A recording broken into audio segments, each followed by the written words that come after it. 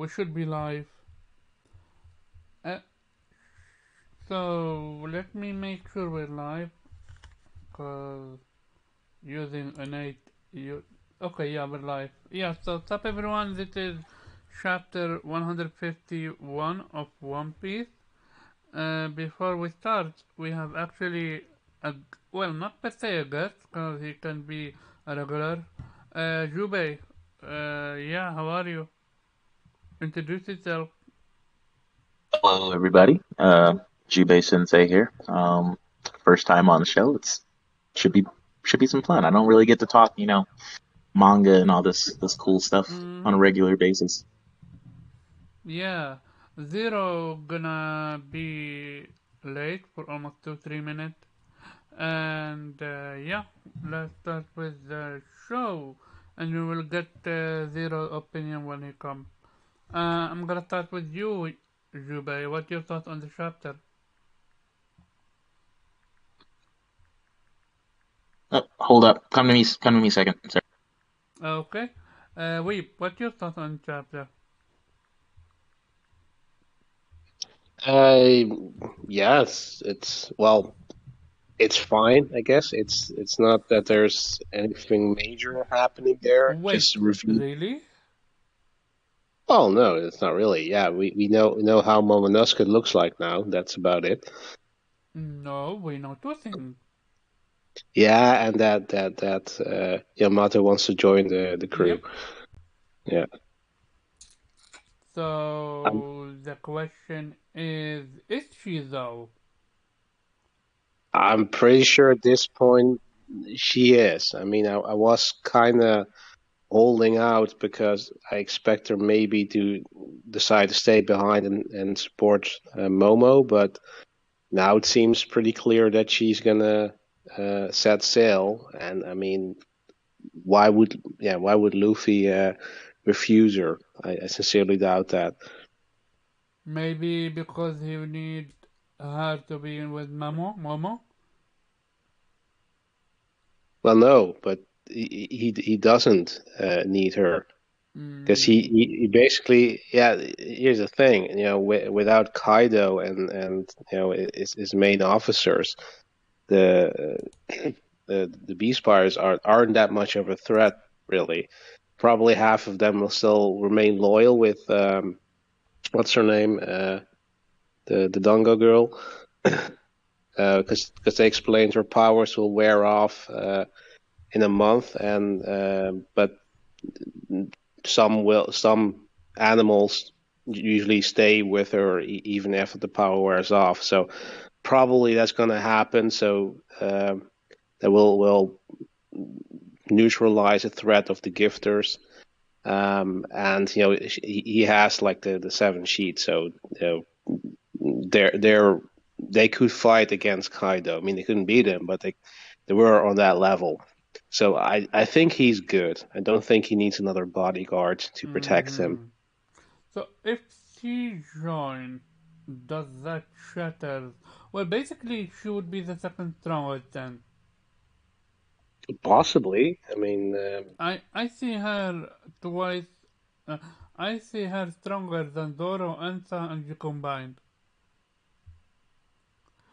I Remember, don't know she was combined. able to fight against Kaido for a bit, quite a bit.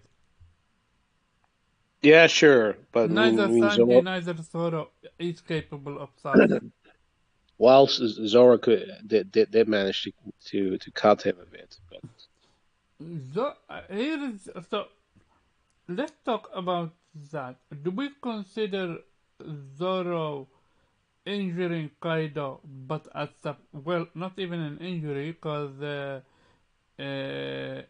what's called he got healed very very fast at the price of tanking.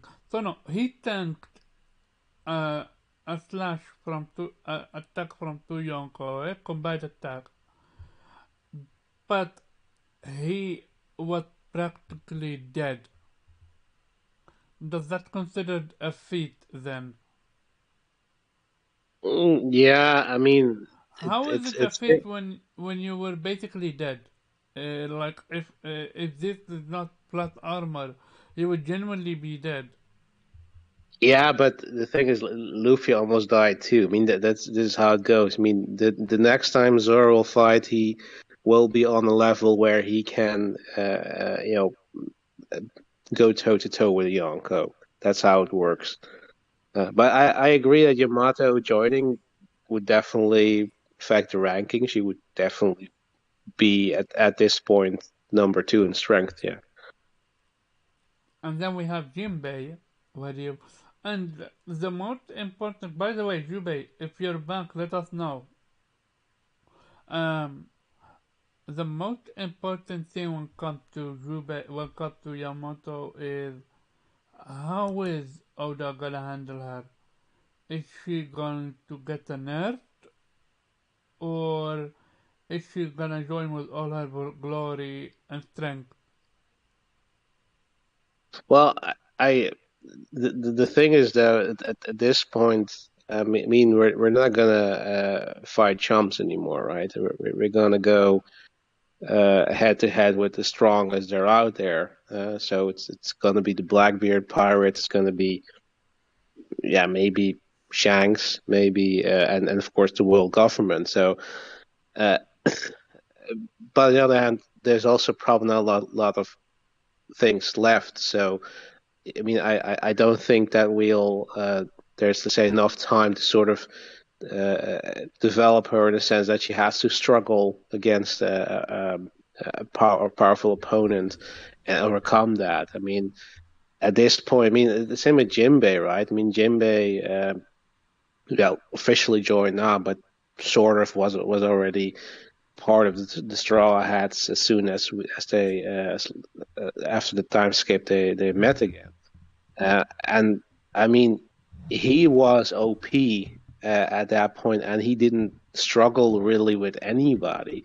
I mean, even when he was confronted with Big Mom, he just severed his ties and stood against her fearlessly because he was going to become a member of the Straw Hat Pirates, and so yeah, I mean, I don't think we're gonna have enough time there to go through the motions. I think at this point, any crew member that joins will probably be, just OP or OP, even at least powerful enough and doesn't need to be nerfed. But I'm still holding on to the hope maybe that Carrot also will join. That will be because we did see her in this chapter, so Oda hasn't forgotten about her. So who knows? I mean, that would be interesting because then you have also a character who's not necessarily, uh, um, you know, uh, that powerful and could sort of supplement the weaker characters of the crew. And you would have a nice round number of 12 members instead of just 11.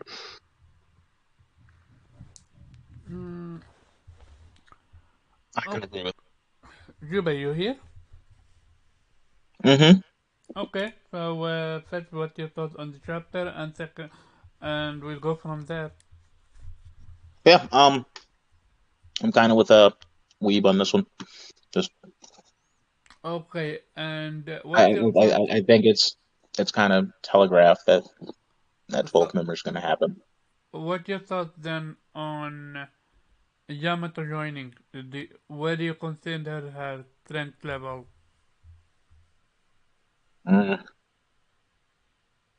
I consider her probably second strongest. probably two, if not two, then three, based Three, on who power of would the you pen. put above her? Hmm, That's a good question. Because to me, it really seems to be Luffy. Luffy seems to be in his own league right now, where he always Right. was, compared to Zoro and Sanji. And I see what's called Yamato then, and then I truly believe Sanji and Zoro equal on equal footing. Especially how Oda pictured them as portrayed them as Luffy wings. Mm-hmm. So we were talking about well, at least I brought it up. Zoro quote unquote feat when he blocked the attack from Toyonko, but it was at the price at literally him almost dying. Do you consider that then a feat then? If you literally were taken out and almost dead. I mean, if he survived it, sure. But he only It survived it didn't because kill him. of plot armor. Anything other person. And that's how anybody in these series survives anything. Interesting. So now the next question goes as follow. Uh, Luffy seemed to have lost his eye and then gained it back. He did? Did you see that, Weeb? No? Apparently his eye was damaged and now it's back healed. So by that definition, is it safe to say that Luffy have now regeneration? Nah, that's always the case. I mean, No. he had a broken tooth in Yeah, but that was a Vol- gag. That was a gag. I know what you're talking about. When he drank the milk and came back, that was a yeah. gag. But with this one, is literally a limp, which is basically the eye. He lost it. I don't remember him losing it. It was damaged. It was damaged pretty bad against the war with Kaido, and then it got healed. But forget that. I don't mind removing that option. When he was fighting against Kaido and he tanked a border breath, and he continued fighting like as if nothing happened. Is that not regeneration or immunity? No, just One Piece rules. I mean, if he apply real life physics on these characters, should have died 100 times over. Okay, repeat them. I said if we're gonna apply real life physics on these characters, should have died 100 times over already. Fair point, but I'm just trying to establish almost like an understanding where Luffy is right now. Mm. So we see what his not feats, but more like his skills are. Does he have regeneration? Yes or no? Nah, it basically is established that he heals fast when he eats something, and that's probably a gag, but it's still part of his repertoire because he Um, every I'm time. more I mean, he I'm he, more he, focused he got about seriously GS5. injured. Huh? I am more focused about GS5. Again, I don't think. I remember, Boral Breath was strong enough to obliterate a mountain. Do you remember that? Yeah, And yeah, but Luffy ate that's a Boral yeah, Breath that big, and all he did was he had a little bit of rust. Well, basically, the black stuff that you get from getting burned. yeah. And That has happened before. I mean, it's all like look at Eno's powers, right? His El Toro move is basically a a space laser, a mini Death Star basically. And when he's using it, it's completely annihilating everybody. But when it's using a character like Zoro or whatever, um, they're just shocked. So it that happens all the time in One Piece. So I'm not surprised that something that should logically obliterate a character, just injures them. 1 second. Hmm? 1 second.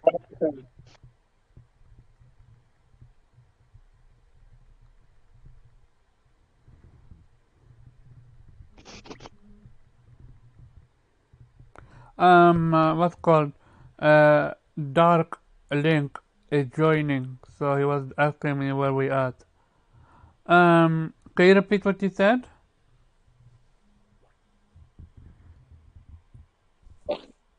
So what did you still hear? So I was talking about Luffy surviving. You told me something about Ideo?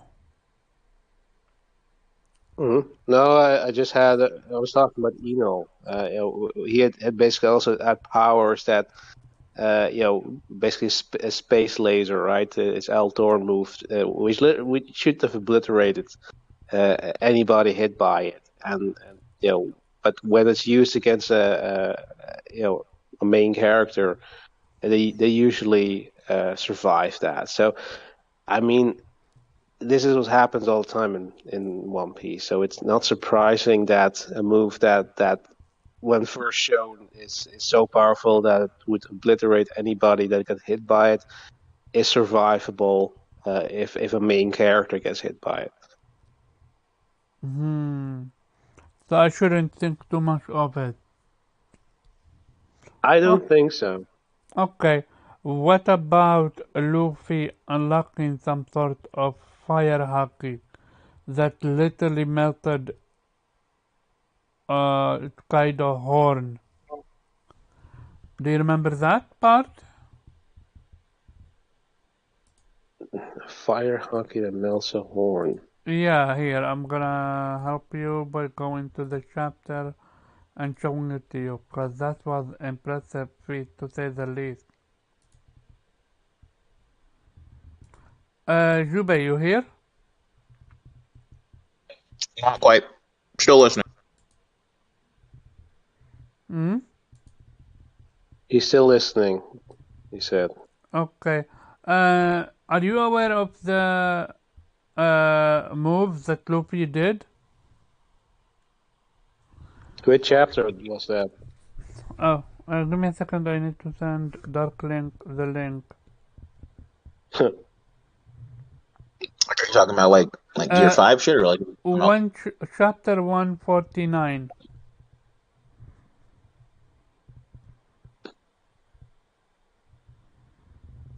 $149. I'm going direct to where? Just give me a second before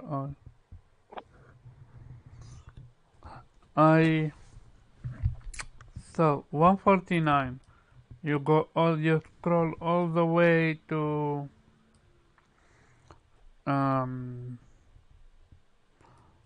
give me a second, where we at?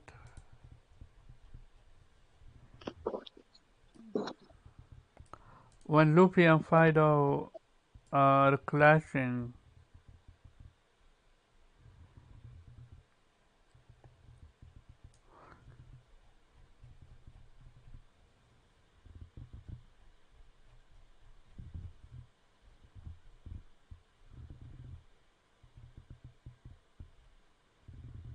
Yeah, so it's yeah, here. So this is chapter what's called?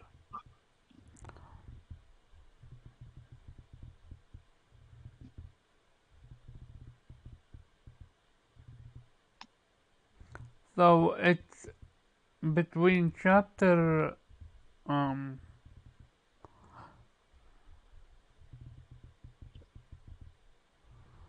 what's called chapter, which chapter it is?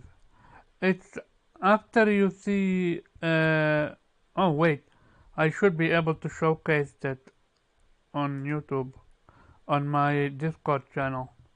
Hey, Dark Link, you made it. Yeah, I finally did. Finally did. Insane. Give me a second. I'm trying to show them what's called capture, display capture, I think.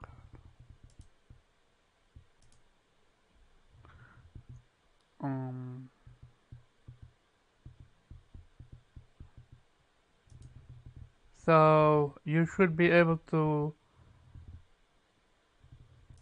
if you go to my YouTube channel right now and click on the link, so you can watch it with us. Okay. Because I wanna make something clear.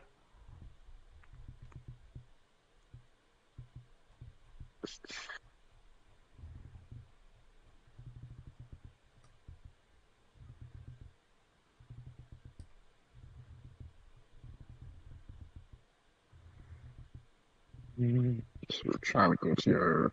Can you hear? Yeah, I can hear you. Okay. Can you see on YouTube? No, not yet. I'm trying to get to it. Okay. I just got off work, so I'm trying to like navigate all this stuff. Okay.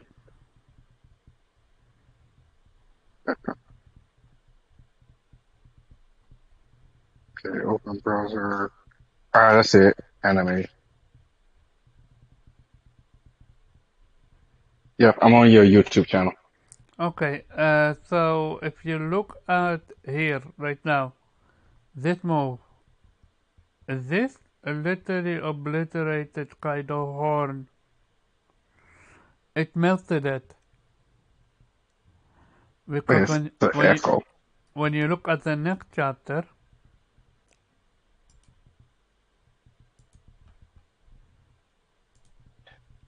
Can you say which chapter, which page? Because it's very low res on your channel. oh really? Okay, so chapter 149, and basically you need to go to the color section. Give me a second, I will send you the link on your. There, I don't have a color section. This is why I'm going to send you on Twitter.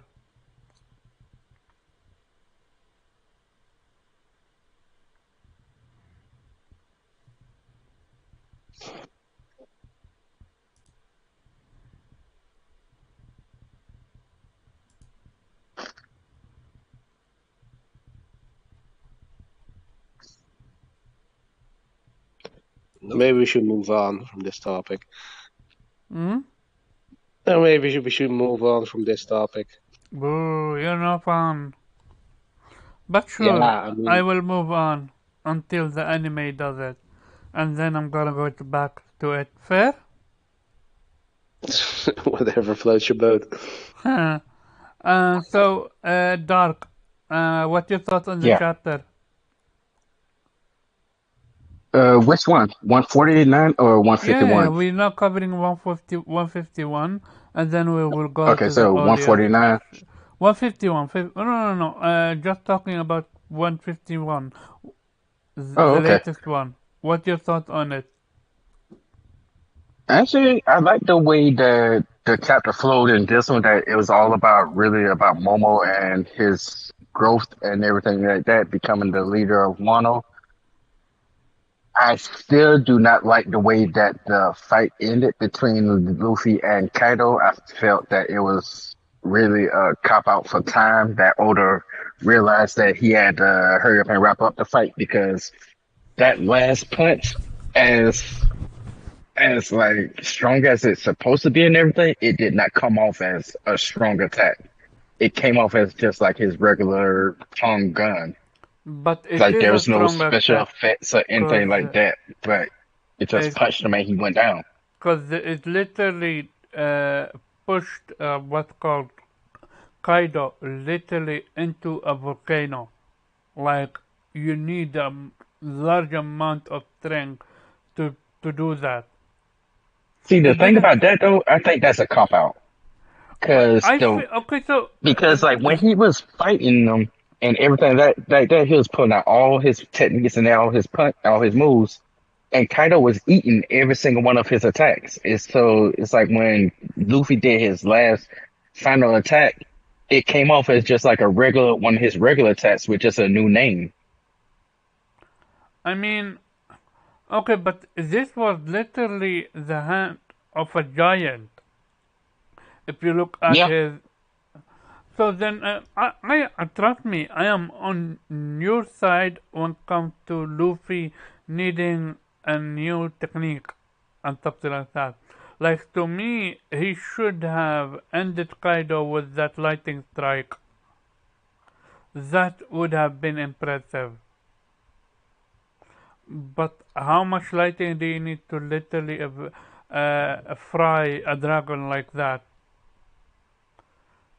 Is the That thing. was the thing that really surprised me because like when you think of any other any other showing or any other like anime or video game, whenever a dragon fights, there's always some type of elemental like there's always some type of elemental attack that takes the dragon down, either ice, lightning, or something like that. So when Luffy used lightning a couple of chapters back, I was like, maybe he's going to infuse lightning into one of his giant attacks and hit the person with it. But he didn't do that. It was just a regular punch. So that's why, to me, it felt underwhelming. I understand how powerful the attack is because it's literally like twice the size of his normal giant punch. But at the same time, it didn't come off as that, oh my God, Luffy just broke the world type of punch. Maybe the anime will make it look a whole lot better. I Mm-hmm. should think the anime is gonna make that attack look crazy ridiculous. But the manga, it didn't come off as like a crazy powerful attack. That's why I think Kaido may come back. Let's be real, the manga have not been doing One Piece justice. No, it hasn't. Not one bit.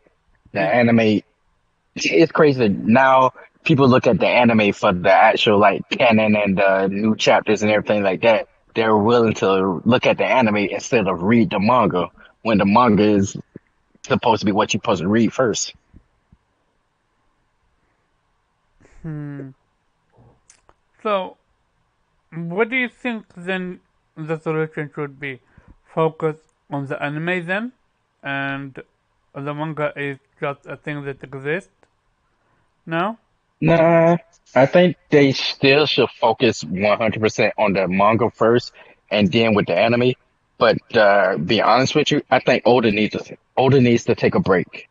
It appears that he's becoming like burnt out, and One Piece may need to take like a good 1 month hiatus where Oda could just get some rest. Zero, what's your thought? On this chapter specifically, or on your, I guess, older comment? Well, on this conversation right now. I mean, I don't. I mean, I think we're just wrapping up the sort of end of it. Like, I've stated where I stand. Where as far as like, I wasn't happy that Luffy beat Kaido anyway. Um, but at least it answered a question which I was curious about. Is like, what happens to Kaido? And at the moment, he probably just sort of disappears. I don't know where he is after this, but like, this gives a reason for him to go and do something else without the like, yeah, because the world government can't hold Kaido. So what are you going to do with him after you beat him? So I guess he goes off and does his own thing. So I'm very interested to see what happens there. But you know, He dead in a way. I asked that Omar, but he didn't believe me because in the last chapter they fell in a volcano and they sort of disappeared. So maybe they're dead. I just get the sense because like I doubt that. I dive doubt that. in, Both of them can sustain a lot of punishment. But still, Okay, so falling in a volcano. according to the chapter, the onomatopoeia for the volcano is hissing. So You know, you know one thing that kind of threw me off. Okay, so Law sent Big Mom down that crater a whole bunch of chapters ago. Now, mhm. when you think about that time that between Law sent Big Mom down there and the time from Luffy hit Kaido has sent him down, it's been a couple of hours and everything like that. So Big Wait, Mom has just been in really? that crater for hours. I'm expecting 10 minutes, not Mm-mm. hours. It's been way longer than that because remember, Law and Kid was fighting Luffy. I mean, fighting Big Mom, while Luffy was fighting Kaido. Kaido knocked Luffy out and basically, well, everybody said killed him, but knocked him unconscious. And Law them basically sent Big Mom down before that happened. Okay, remember one thing though. Big Mom has the ability to create homies. She can literally Yeah, touch the yeah, lava and make a homie out of the lava. yeah. Yeah, I'm not dismissing dismissing if that she's Big Mom conscious. survived from being down there. I'm saying that it's just crazy that Big Mom stood still this entire time while Luffy was fighting Kaido, and Oda didn't like make show any attempt of her getting out of the crater. She Oh, just fair stayed in the point. crater the whole time Fair point. until Kaido went down there. Fair point. So I'm like, We actually knowing what we don't. know about Big Mom, she would have tried to crawl her way out of that crater to get revenge on Law and Kid, Yeah. but she Um. just stayed down there. Yeah. What did you want to say? Well, just you said she can create homies, but yeah, that only works if she's conscious.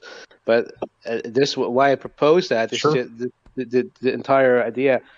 Yeah, if they're still alive, where does that leave Luffy? Because defeating Kaido doesn't change the fact that Kaido is still one of the most powerful people in the entire world, and as you guys said, no, the world government can't hold him. I mean, he escaped before, so I mean, what's the solution going to be? Is he just going to, give up and start a farm? I Good You mean, know what? question. Go huh? ahead. I have this like crazy thing about Kaido, and after we saw his backstory, his past and everything. Have anyone ever considered that Kaido may actually be a traitor? He may actually be like Rosanote and still work for the world government. It makes sense why he seeks death so much, and then it also makes sense why he wants other people to betray the You captain and know, stuff like that that. whole seeking death part, I think that was just something Oda wrote into the story that he eventually abandoned. Like he just basically wrote Kaido as like, oh, here's this unstoppable Oni or unstoppable um no pirate leader and everything, and he's just trying to kill himself. But then when you finally see him in this war, he's not interested in killing himself. He's interested in power and strength. Yeah, So that's why I think Oda just wrote that first part of Kaido trying to kill himself. He's seeking death and everything. I think he just wrote that as just to write it, and then later he changed his mind and went from Kaido trying to seek death into Kaido trying to become the Pirate King. I don't think he changed his mind. I think that was just sort of a gimmicky thing to show how tough he is, and basically the entire that he's a drunk, that he has his different moods, which are Hmm powers in the fight with Luffy. That's basically it. When he gets in the mood, he gets depressed, and then he wants to kill himself. So that's basically his character. He has very extreme emotions. Yep, Indeed, I can see that. I don't think that there was anything beyond that. But I mean, did you suggest that he might be working for the world government? Yeah, I had a thought about that, like, because It when I was doesn't. comparing Okay. Kaido's Not backstory really. to It doesn't make sense what Rosanote's you're backstory, saying for one simple reason. What's his name is with him. King is with him. If he was see, actually working for that's the. that's what I'm getting to. Like, because remember Rosanote's story when before he befriended Law and everything, he was still 100% carrying out Don Flamingo's orders. So he was doing all the bad stuff, but he was still working for the world government even while he was doing all the bad stuff. And when the time came for him to basically betray Don Flamingo and show that his true colors was with the royal government, he still did that, even if it meant his death. So what if Kaido is actually still working for the world government? Like when he was given to the world government all those years ago, him and Sengoku or whatever, they formed a secret pact or something like that. He go back out and pretend that he's like this pirate ruler and everything like that. But at the same time, he keeps feeding the world government the sea stones. Because remember, the sea stones that seals all the devil fruit powers come from Wano, but the world government uses them all the time. The only way you could use them is if you get them from Wano. Well, no. That's not entirely true. They didn't say that Wano is the only country that has them. I think what they established is that they were very able to process them to the point where they could make needles, out of sea stone, which you couldn't do anywhere else. I don't think they ever established that sea stone is an exclusive. But right now, that's the only place that they've said the sea stones come from. They haven't actually said that, oh, these sea stones come from East Blue. These sea stones come from West Blue. These sea stones come from South Blue. So far, the only thing we know about the sea stones is they come from Wano. Yes, it's true that they can come from other places and everything like that, but the only thing they have said so far is it comes from Wano. And we know Kaido at the time controlled all of Wano. Even though Orochi was the shogun, everything ran by Kaido. So for the world government to keep getting the sea stones, they had to keep working with Kaido under the table. Yeah, no. What they were Kaido was the main weapon supply. He built weapon factories in Wano, and that was their sort of their under the table arrangements that he had, because he sold weapons to everywhere. Yeah. And probably also the world government. I don't think there's ever established that sea stone.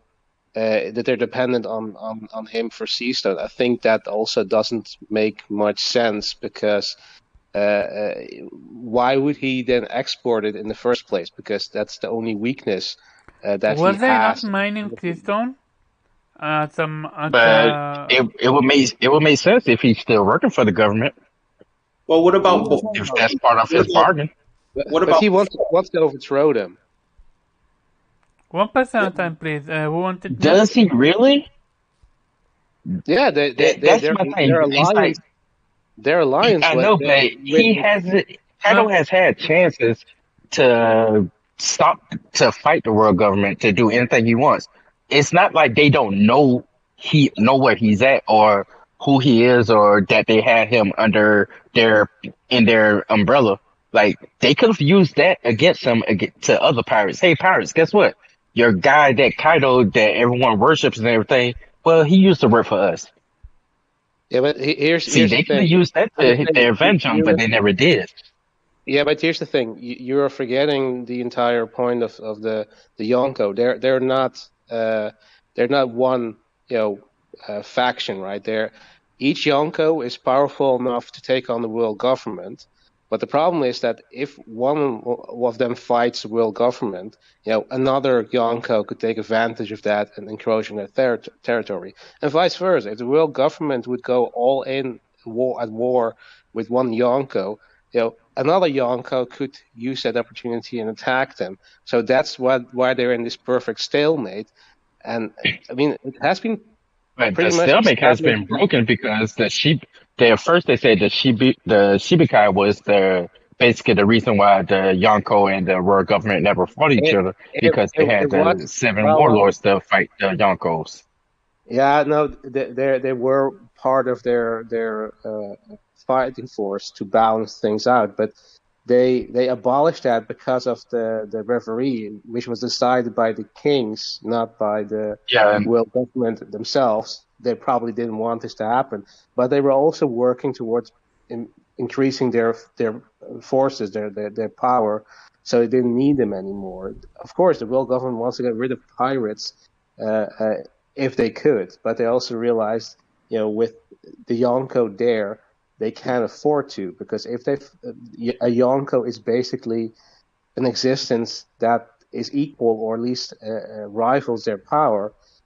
They just don't have any interest, or didn't show any interest in taking over the world, because they were, keeping each other in check. Yeah, one moves, the other will move against them. Let me ask you this, and depending on your answer, we can go from there. And I'm gonna start with you, Jubei. Who is stronger, one Yonko or one Admiral?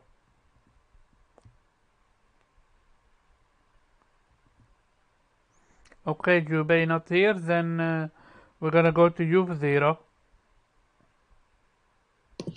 one. I would Yonko's. I was an admiral, like a fleet admiral, or just Yeah. the regular admirals. No, just an admiral. But like, for example, Or like Kizaru like, or Akainu or Aokiji, I consider them all almost equal in sense. Yeah, because we haven't seen any fleet admirals actually fight.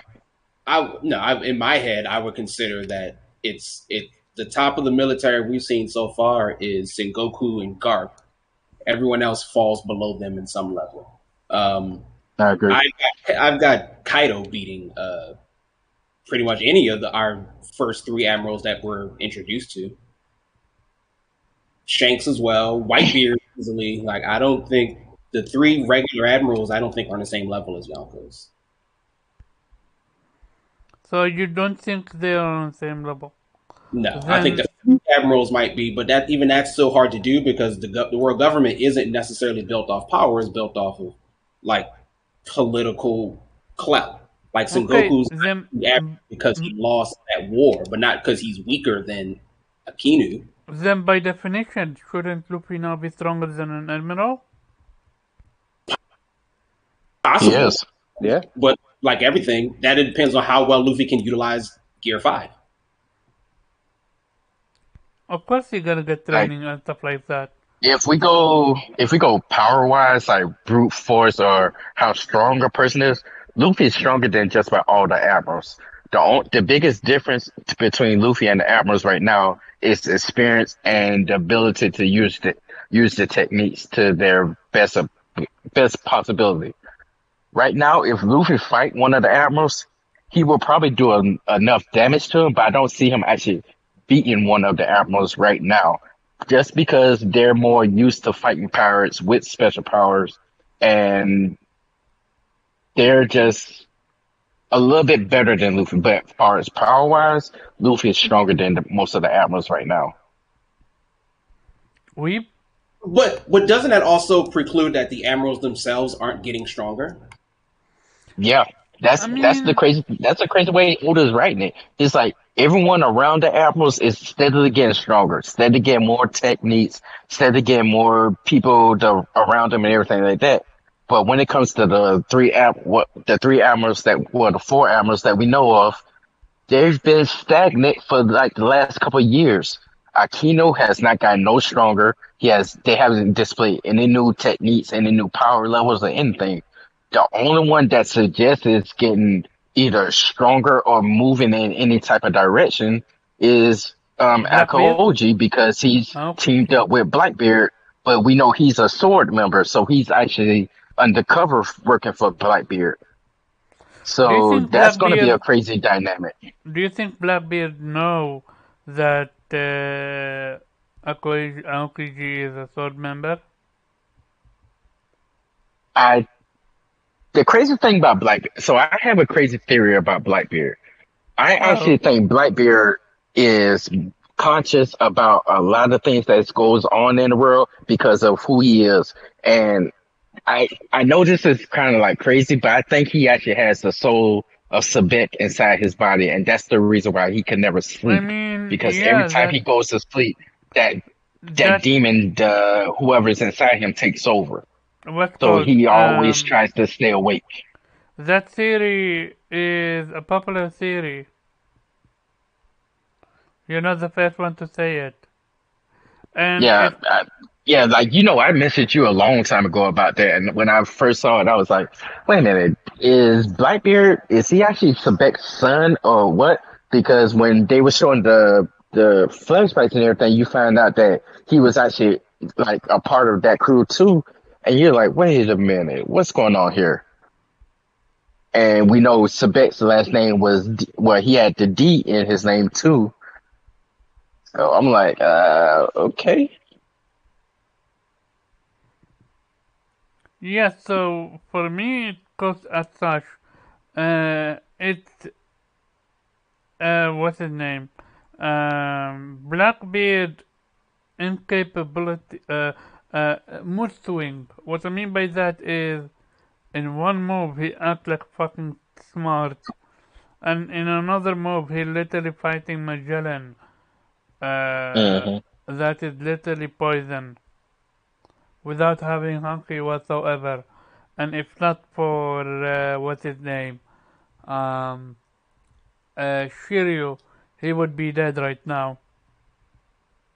Do you think that the darkness fruit was actually Sebek's fruit, and that's the reason why Blackbeard wanted it so bad? Because remember when we first got introduced to him, and he said that he was searching for a specific devil fruit. Normally in the world of One Piece, people don't know specific devil fruits or their location or how they look or anything like that. The devil fruits are typically just found out in the world and someone eats it and they gain the power unless they're on the black market and something like that. Like Pirate King or something like that. They on the black market, they can buy the fruits, they can search for them.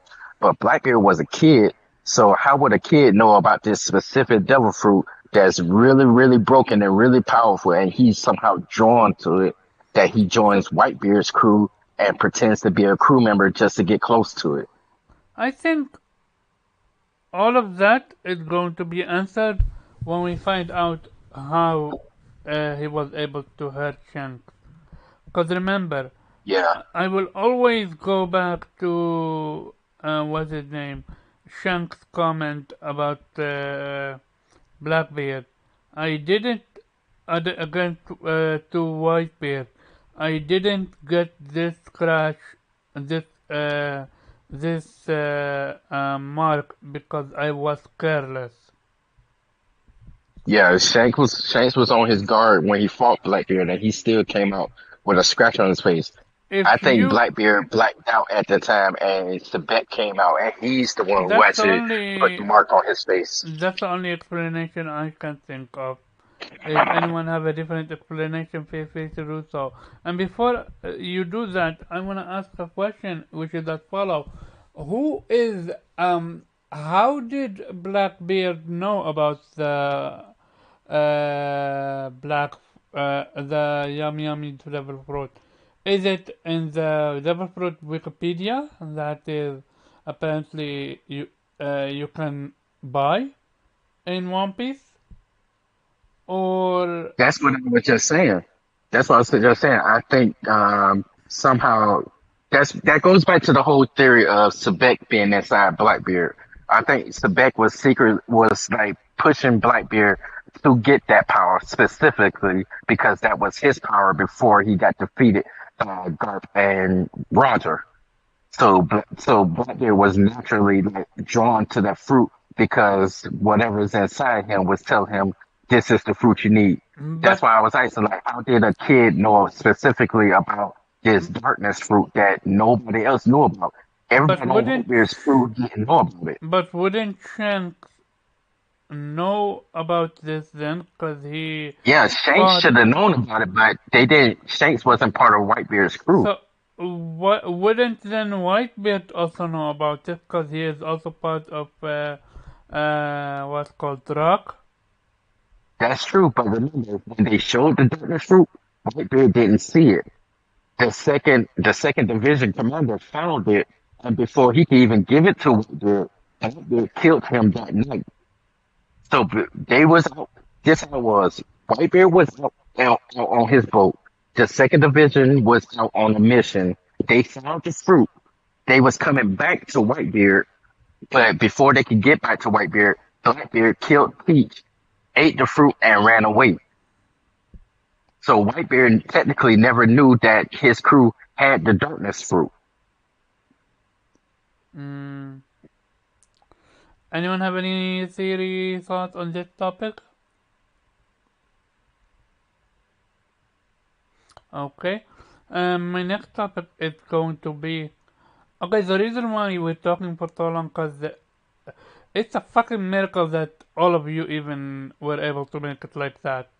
Most of the time, one of you make it. Most of the time, it's me and Weeb and Zero. Now with Jubei here, and especially you, Dark Link, trying to have you here for the longest. Um, what? Who? Yeah. How fast is Luffy? I wanna. How fast? If we can ballpark Luffy's speed, I He's wanna fast. He's very fast. see a thing, It's something like. hard in One Piece because Hmm? it's hard to judge speed in One Piece because their fights go from supersonic fast to just regular fast to you can see it fast. So there's been times where Luffy has moved faster than lightning. There's been times where Luffy has dodged bullets, and then there's been times where Luffy has been tagged by slow punches.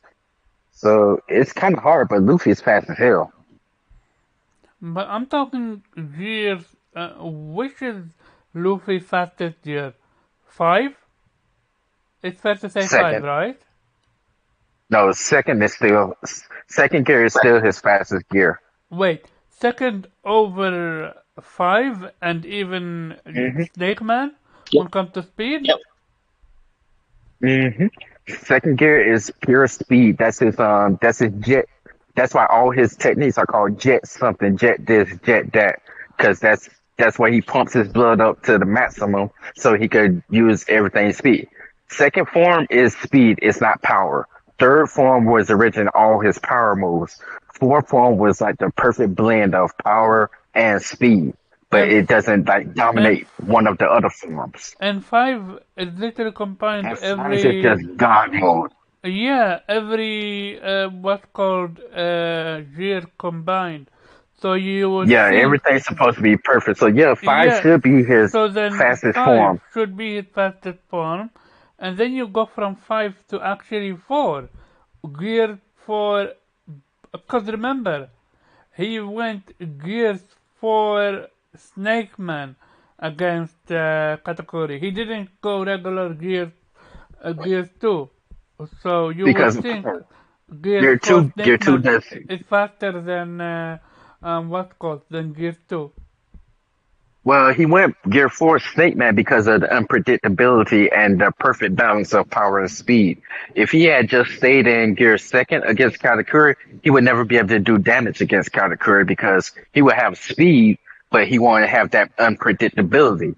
Katakuri will always predict every single move he does because in Gear 2nd, all his moves are basically straightforward. It's just Jet Gatling, Jet Punch, or Jet something else.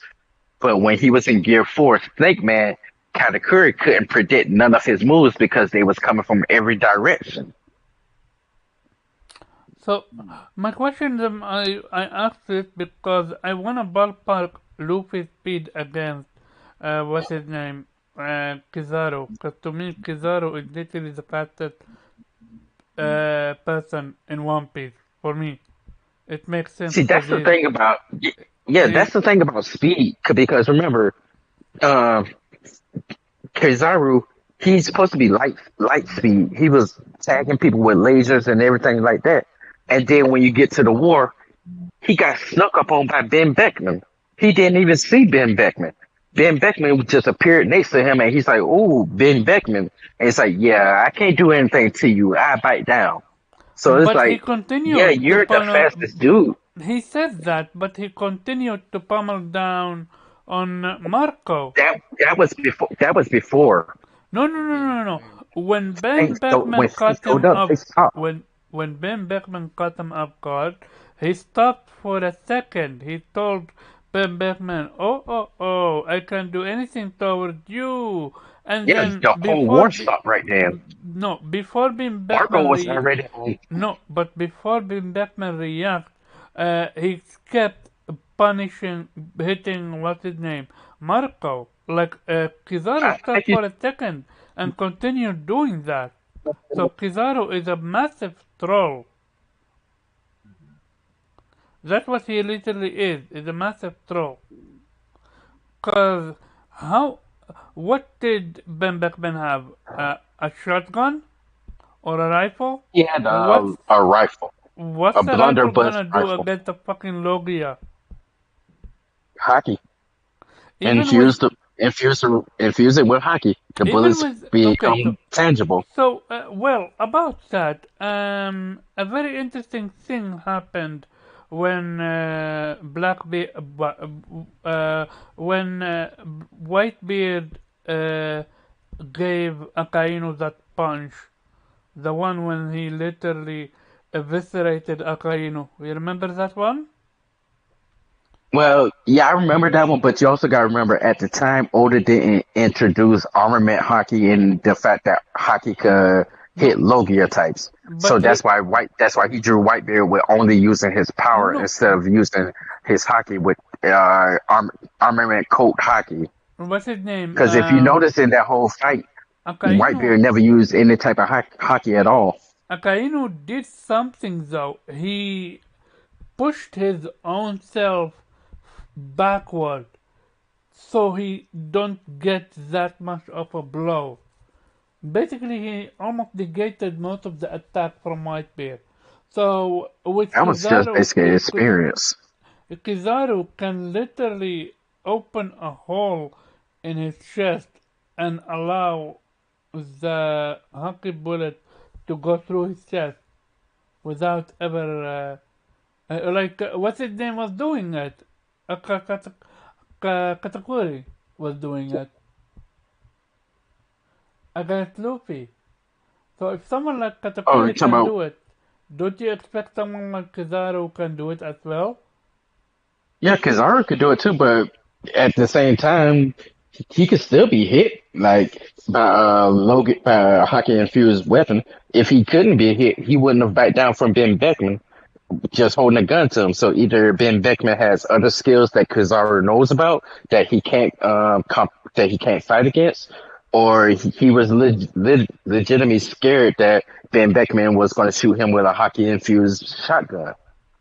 Isn't Ben Beckman the number 2 of Shanks' crew? Yeah. Yeah, he hmm is confirmed to be number 2. Number 3 is Lakiru, I think. And then number 4 is Yasop, if I remember Yeah, correctly. I figure, Yeah. So he most certainly knows that Beckman is not to be trifled with, gun or no gun. yeah. So, like, he's not some regular dude with a gun. And the same way that, truth Yep. be told, like, Usopp at some point is not some regular dude with a slingshot. Usopp I'm is going to be watching this. nasty by the time the end of the series starts. Hmm. So, Weeb, Jubei, what's your thought on this one?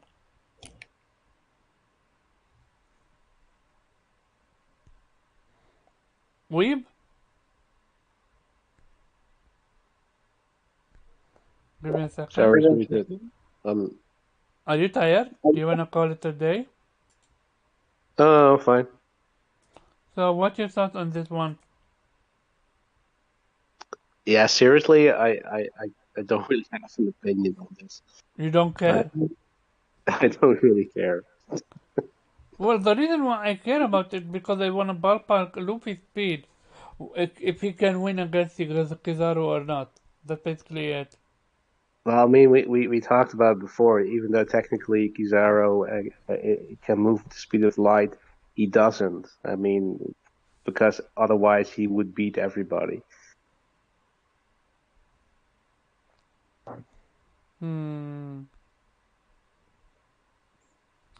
So, okay. The crazy thing, Luffy wouldn't be the one that will fight Kizaru though. It would be Sanji versus Kizaru. That makes sense when it comes to. So yeah, so the questions actually should be, can Sanji beat Kizaru? Right now, no. Later on in the future, yes. How strong is Sanji right now? Right now, Sanji would probably get low diff against Kizaru. The only way he would probably give Kizaru a hard time is if he still had the stealth suit, or if He he's have. able to turn. He can turn invisible right now without the stealth suit. Sanji invisibility is in his DNA. The stealth I don't suit. think he could turn invisible right now. I think he's at that point. No, he just he- moves so fast that No, what's no. called lost track He of him. literally can. That's how I was able to beat what's his name, Queen. In Yeah, that's one, what I'm saying. I don't think he turned invisible when he fought Queen. I he did. thought he just moved fast enough that Queen No, lost he track of him. no. He actually turned invisible against Queen without his race suit. Okay, then that changes things a little bit, but he right now he still doesn't have the power enough to beat Kizaru. Later The on, he question, will once he unlocks Conqueror's Haki. yeah, I'm expecting Sanji to unlock Kankakaki. Real talk. You're not gonna give it Yeah, to he's Zoro and gonna not have to give it to because Sanji. yeah, he's gonna have to because he's the other wing, and that crew is gonna be crazy. They're gonna have at least 5 or 6 Conqueror Haki users. Wait, is Jibei Kankakaki user? Yeah, Wait, really? yep. There is no way Jinbei would be able to stand up against and to be so well known from everybody as a crazy good fighter and the way he's displayed himself against every other person. There's no way Jinbei doesn't have Conqueror's Haki. He's just the type of person that if he won't bring it, it would take a lot to actually get him to bring it out. And Oda hasn't written him into a situation where he had to use it yet. But there's no way that Big Mom, Kaido, damn near every Yonko wants Jinbei on their crew. I mean, so you really think, but Luffy Yubei have Conquer Haki is not confirmed, right? It's just something from your end, right? Just to make sure. Yeah, it might be just from my end. I haven't like fully went back and looked at everything regarding Jinbei, but from what I've seen, the way he's fought and the people he's fought and the damage he's taken and everything like that, there's no way Jinbei doesn't have Conqueror's Haki. Okay. And especially because he's like the top in the story wise, he's like the top fishman. Like if I wouldn't be surprised if Oda either had a draft of it or he ever thought about making Jinbei the leader of the fishermen at some point in the story, because he has that much power. He does have that much ambition to save it the rest. Do you think Jinbei have Conquer Haki? Yeah, I think so. I think probably all the top fighters of the Straws have Conqueror's Haki. So Luffy, Zoro, Sanji gonna definitely. Then I'm gonna say it. I don't think you guys want me to say it, but what about Usopp? Yeah, I can actually see Usopp getting it as a joke at first, but then later it becomes more. He incorporates it more into his plants and everything like that. It's like because from what we know, in order Every for a Usopp person to get lie. Conqueror's Haki, they got to have some type of motivation or some type of dream or some type of thing that makes them that they want to go out to be the best. Luffy wants to be the Pirate King. Zoro wants to be the strongest swordsman. Sanji wants to be the best pervert ever.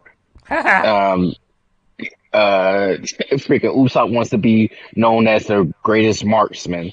Nami wants to become the world's greatest navigation person. You're expecting every single No, one? no. I don't think Nami's ever going to get Conqueror's Haki because it doesn't make sense for her to get it. At best, I see her getting a little bit of armament hockey and observation hockey, but not Conqueror's Haki. She now have Zeus. She is gonna be able Oh, to. Nami's always going to have use. Yeah, she now have Zeus. Yeah, So basically, there's no weakness on the crew. So how powerful is she then? Does she have almost like 50% the strength of a Yonko? Because remember, Zeus is literally the soul of Big Mom. Oh, yeah, but I count Zeus. Well, now you can count Zeus as hers because Zeus has committed to be with her. But at the same time, Zeus wasn't her original power, so it didn't actually like come from her body or anything like that. So I just count Zeus as an add-on, additional ability or whatever like that. I think But her as far as ability is her, gonna be more vet style with Zeus on her side now. yeah. Yeah, but she's never going to be that top tier fighter. She's never going to be written as the person to take down one of the top fighters. She's always going to be part of the weak trio that's not actually weak. That's the funny thing. They call them the weak trio, but they're not weak at all. They always fight No, they strong always opponents fight. and yeah. but they're all coward. They're all cowardly. Like they would rather run first before giving you the hands. But if you talk crap, they're going to give you the hands. Jubei, what's your thought? Okay. Zero, you here? Yeah, I'm here. Yeah, what's your thought on this? You can always interject yourself. I don't need to keep asking you what your thoughts. Come on. Just let people get their thoughts off. I mean, I don't personally. I don't know if I like. I mean, it's anime stuff, so it is what it'll always be. But like, I don't know if I like the idea that everybody on the because the Straw Hats are our major focus crew, that everybody on the crew has to be like the new strongest person in that world. Because it No, doesn't. I don't think it's going to be like that. Yeah, because it doesn't work that way now, right? Like Mhm. there are a lot of people who are very, very strong, who are not, who might be part of crews, but aren't necessarily. There's no one individual strongest crew. So, do you see Sanji getting some Kankasaki? I don't know. I mean, I guess the way they've written it, I guess they would have to. Yeah, me too. What about Usopp? I wouldn't know. I think Usopp will get whatever Yasop has. I think Usopp gonna get Kankasaki for simple fact that I think it's gonna be his own version of Kankasaki. Remember when he was able to see um, uh, almost like see through the wall, where he was able to feel to see Luffy aura at Dressrosa. Do you remember that part? My assumption is that that's exactly what, or a version of what Yasop already has. Okay. And I don't think Yasop has some high level of conqueror's hockey, even though he's part of Shanks' crew. Okay, And people know Yasop to be the best marksman in the world. fair, but also remember one thing. Almost every Usopp lie comes true. Yeah. So That's why I can actually see 6 people on the crew getting Conqueror Sake at some point. then the question remains is, should Robin get one as well? She's the wild card. She will be my 6th person. The wild card. I can see Luffy already has it. Zoro already has it. Because assume Jinbei has it because of his experience and age and everything. Yamato has Sanji it. will eventually get it. Yamato already has it.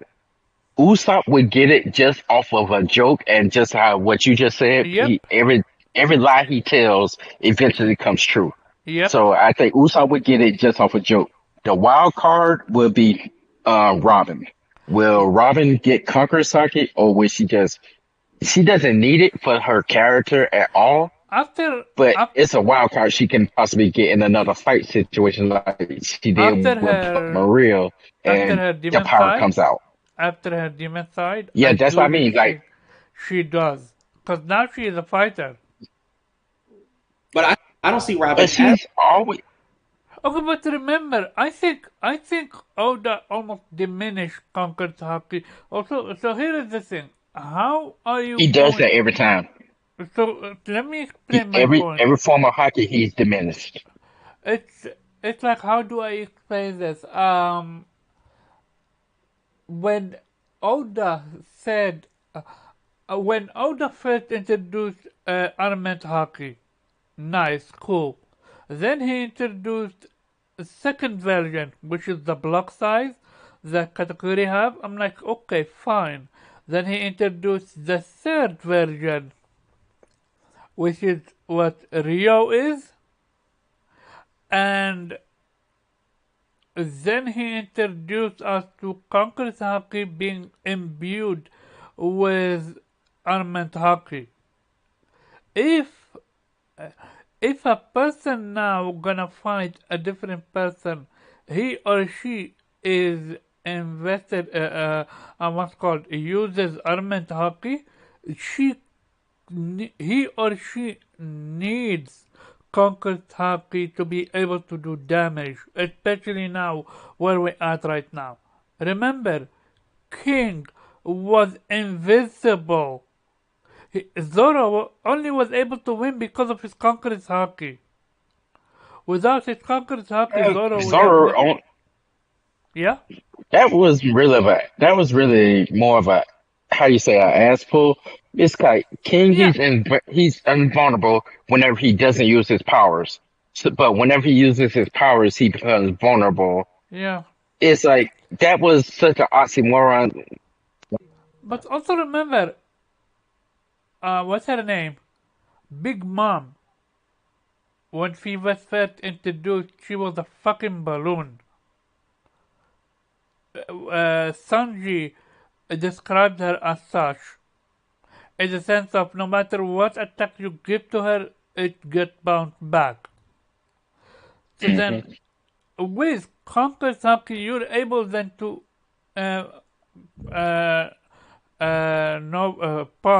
penetrate her. So that's what I'm It's like trying Oda to. wrote himself into In a corner. Oda basically wrote He basically wrote himself in a corner with when yeah. when he said that Conqueror's Haki can be imbued to get a stronger attack. It's over. Every single character gonna need to have it. Otherwise, Yep, how are you every gonna single get character from stronger? now on has to have something stronger than the previous enemy that Luffy Precisely. fought. And Precisely. that's gonna make like that's gonna make all the enemies that we thought was so overpowered, oh my god, strong, look like they were jokes from basic fodder enemies later on. It's like because Precisely. if the way it keeps going, Luffy's like final crew that he's gonna have to fight, the normal grunt's gonna be stronger than Kaido. Because at that point in the story, the only thing that should be able to damage anybody that Luffy fights is extreme conqueror's hockey. So it's like Oda he should have stretched the whole hockey thing out way longer. Like if like have armament hockey be the number one thing for a good long time, and then introduce other stuff. And at the end of the story, introduce conqueror's hockey as the supreme king's hockey that only a chosen few could have it. No, But the way he has it now, everybody's going to have it in order to fight these last couple Yonkos and everything. I do believe that he fucked up by giving Zoro Conqueror's Haki, but because if you want to make it special, then well the thing is, Rayleigh He have should have called Conqueror's it Demon's hockey. Rayleigh have Conqueror's Haki, and I'm pretty sure what's his name, Odin had Conqueror's Haki. You can't tell me he didn't. Yeah. Um, Kosuke Odin had Conqueror's hockey. yeah, Rayleigh has precisely. hockey, Conqueror's hockey. Or Hancock has Conqueror's hockey. So this is why it makes only sense for Sanji to get it. And if you give it to Sanji, it makes also sense to give it to Usopp because of the lie. And you already have Yamato and Jinbei, maybe you have Conqueror's Haki. So now you're not only... here's the thing, that would have been fine. But then when you introduce Conqueror's Haki as ability to coat your attack, now you're gonna genuinely need to give it to every single, like for example, for Robin. I even see Frankie getting it, cause at some point Frankie is gonna need a powerful attack. He's not gonna be able to rely on his General Frankie all the time. Low-key forgot about Frankie. Am I wrong? I low-key forgot about Frankie. You forgot about Frankie, and especially what's his name? Brook. Brook is also going to be needing Conqueror's Haki. Do you see now how good? I never see Brook ever get Conqueror's hockey. I see Brook always have an armament and observation hockey and But focus that's the more on issue his with spiritual side. that's the issue with armament Yeah. alone. You're not gonna be able to do shit now. You need Rio. I fully You agree. need Conqueror's Haki. Without it, you're below father. Then I fully agree. but you're go ahead, Doesn't Zero. that depend on who you're fighting? Sorry. Wouldn't that partially depend on who you're fighting? Like if we look at But if you look at where is the sense of danger if we go from Kaido to a father, like for example, Weevil? Yeah, see, that's the issue. Is like Okay, so you done introduced Conqueror's Haki, Real Haki, and all these forms of Haki, and Luffy just went through this life or death battle with Kaido. The next enemy that Luffy fights has to be on Kaido's level, or you're gonna make that whole fight with Kaido look like a joke. Because if the next enemy is weaker than Kaido, and he does damage to Luffy with an attack that's weaker than Kaido's attack, that's not infused with Conqueror's Haki and all that, you're gonna make that entire whole Luffy and Kaido fight be pointless because none of Conqueror's Haki matter if the next person he fights is weaker than Kaido and he does damage to Luffy. The The only next way if you're weaker than Kaido, you shouldn't be able to do damage to Luffy from this point on. the only way you can get away with this is if both Luffy and Zoro incapacitated for an arc or something like that. That's how much of a drawback GS5 gave him. Something like that. Yeah. Yeah, But literally you're gonna have to shelf Luffy and Zoro for a whole arc and just focus on Sanji. But if you do And that, that's then when you're you gonna give have to give Sanji Sanji with some Arment extra Haki. perspectives. That's when you give Sanji and what's his name? Usopp Arment Haki. The Wait, only see, way I can see him saving this is if he gives Zoro his own unique hockey. Instead of calling it Conqueror's hockey, no, he call it already Demon's called it hockey. Conquest. He already called it No, Conquest.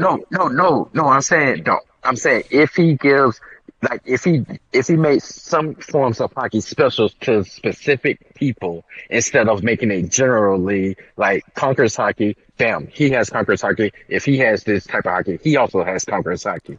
But Then you instead of need doing to it like that, give, make it uh, unique to specific people. Like yeah, Zoro, instead of having Conqueror's hockey, he has Demon's hockey that basically changes his attacks to underworld type attacks or something like that. And for Sanji, instead of having armament hockey, he has flame hockey that coats his body into flames and that his fire could damage people. that explain Like it because now you're not diminishing the Conquest Haki anymore because you have exactly. Luffy with his own real Conquest Haki while other get a different version of Conquest Haki. Is that's my point right there, Um, exactly. But the way Oda has it now, he made it so generalized that anybody that has armament hockey, it's called armament hockey. It's nothing special. Even if the person has different powers, one person can have fire, the other person can have ice, the other person can have water.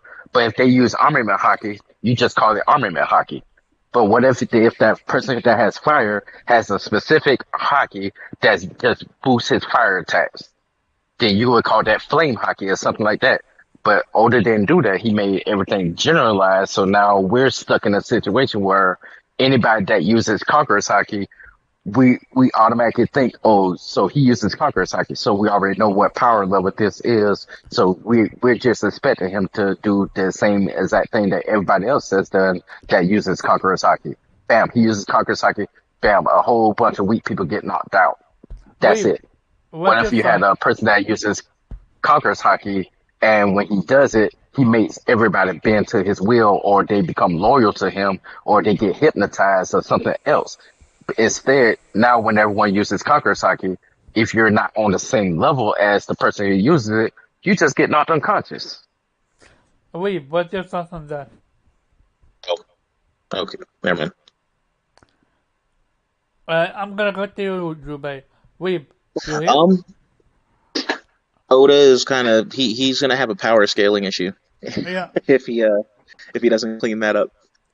Yep. Because like you said, like if the next villain isn't as strong as Kaido and fuck some people up, and it's gonna invalidate a lot of things. What you don't want is the problem that a lot of people have with like Dragon Ball power scaling, where Toriyama just throws shit out of his ass and forgets shit like all the time, and shit that happens in Super. It's like, okay, how do you tank this in Z, but you can't tank this in Super, kind of shit. Um, The thing about Dragon Ball, though, one thing that Toriyama did well, he never introduced a power that basically makes a person invulnerable, and that person uses it all of the time. Even the Oh, strongest of course. person in Dragon Ball Z can still be shot by a gun, can still be shot with a laser beam. But Well, I mean, in One they didn't Piece, really show that in Z. They definitely showed that in Super because you remember Raditz was catching bullets in that yeah, first Dragon Ball season. So it's weird. Like I said, I just hope Oda doesn't like. I honestly think he needs to focus on some other characters for a minute or take a break, just yeah, because that's why I said I think Oda needs to take he's like writing himself, he's painting himself into a corner, and I don't know how it's gonna end. so I have a topic. What do y'all Before you, guys before you, think about Shanks? before you do, I need Weeb opinion, cause he haven't given Okay. his. Go ahead, Weeb. I mean, but the power scaling, I don't think there's going to be an issue there. I mean, we are in the end game, so I don't expect we're gonna pull out some rando villain out of his ass and is gonna face Luffy. I mean, uh, that was gonna be Blackbeard or the world government. It's not gonna be a random schmo. Uh, I mean, he's in the big leagues now. I mean, or he was in the big leagues, but taking Kaido, yeah, there's not much that, they can put in his way that's going to be a challenge to him. So, yeah, I'm not expecting to see any, let's say, new characters being introduced just to be the foil of Luffy. Any opponent that's gonna new enemy that's gonna show up is gonna be knocked out of the park and dealt with. And so yeah, I don't really see the issue here. Are we really in the end game though? Yeah, Yeah, Because from all right, so what I'm saying is, okay, so he just basically just wrapped up the Wano arc. We still have the Elbaf arc. We still have the Reverie part. We still have the whole Emu part. There's at least five. There's at least probably about 10 more things that is unfinished in the world of One Piece that he's going to have to eventually wrap up.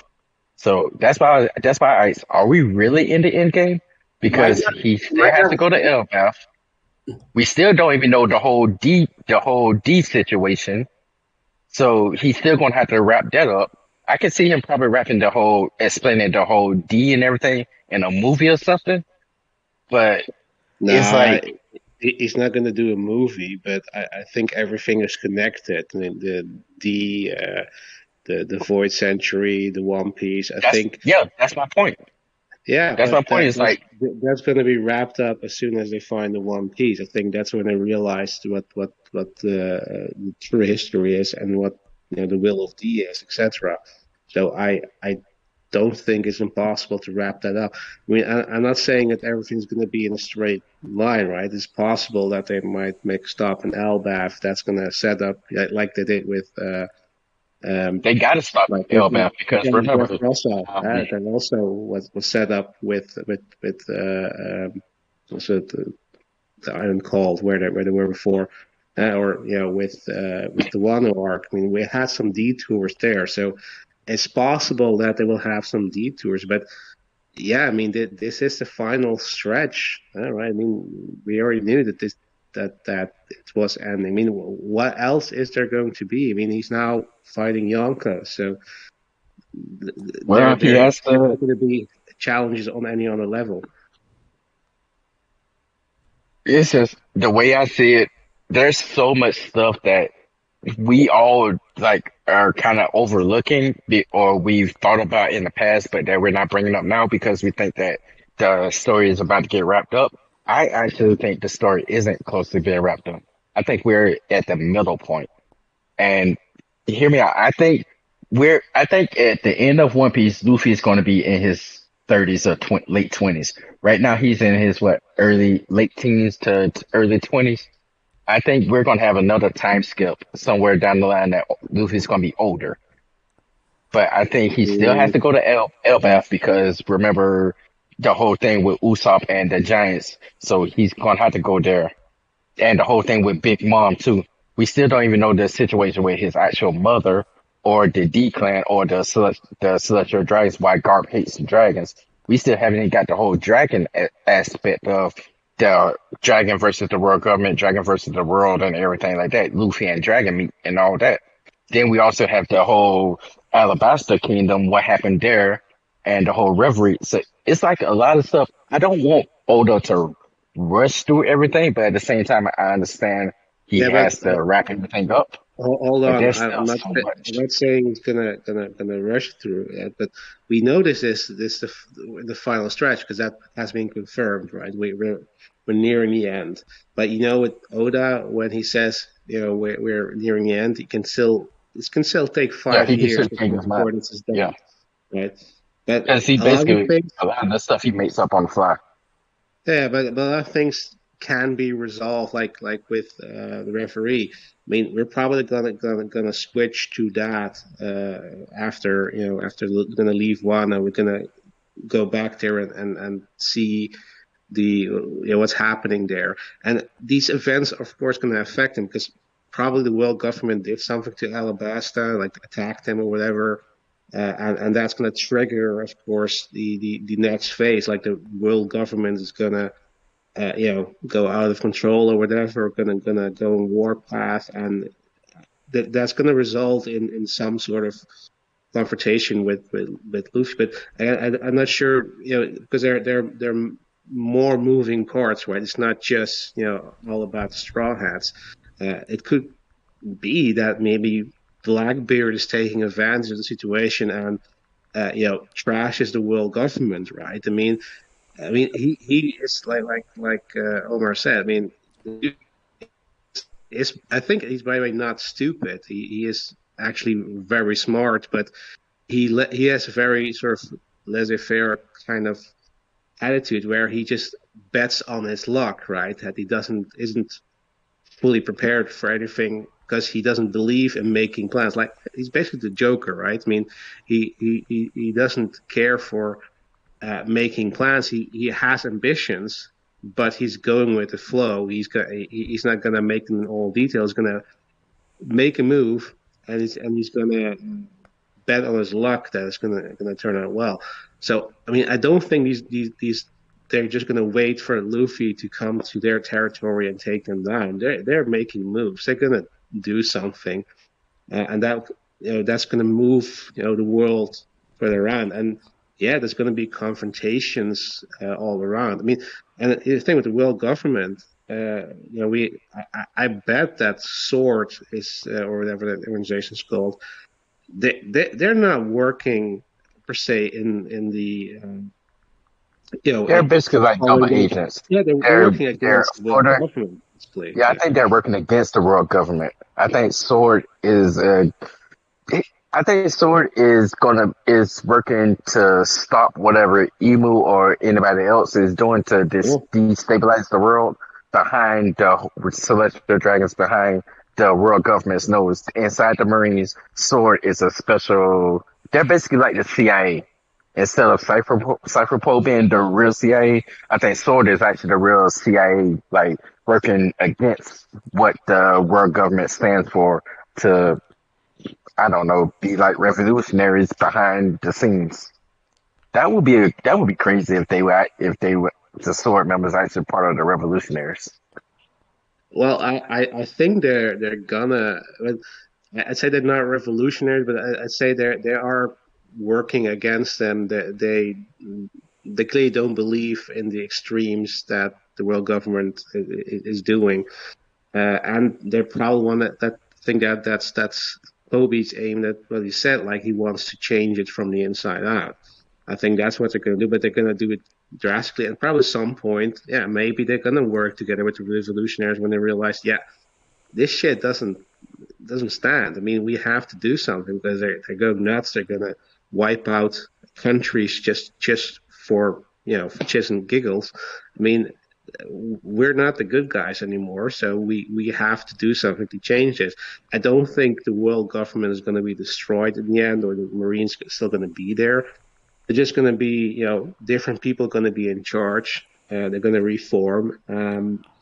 Yeah, I don't think the world's going to be turned upside down. I mean, I don't even know for sure if like the end game is like that everybody will know the truth of the Void Century, for example, because what Rayleigh also explained, like it wasn't apparently something. I mean, it was probably something very important, but and clearly important enough for the world government to make sure that they erase any evidence of it, which probably simple maybe as them wiping out another nation that was ruling the world back then because they were envious, but probably some secrets can be revealed that will That's the embarrass crazy them thing. There's undermine their power.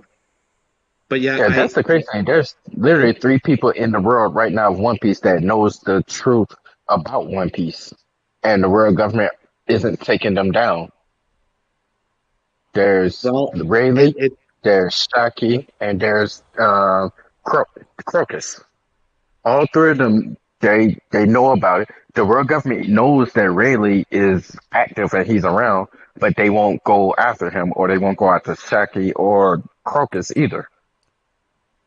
well, I'm not sure if they're aware of all of them. I'm not sure if they're aware of Crocus per se, but I think they're Rayleigh, of course. But that's what they said, right? They he's a hard They would man basically need a aside. buster call to fight Rayleigh. Yeah, it will take a lot of effort to get. I mean, they would have to send an admiral, which they only have 3 of, and they can't just risk that. And I mean, at this point, they're probably not worried that Rayleigh has any interest of exposing the truth, otherwise he would have already done it. And that was actually going to be my next point. Whatever this truth is, I think it's so bad that it scares Rayleigh. That's the reason why he never revealed the truth, because he knows him. What Shanks doesn't know, because Shanks didn't go to the God Island.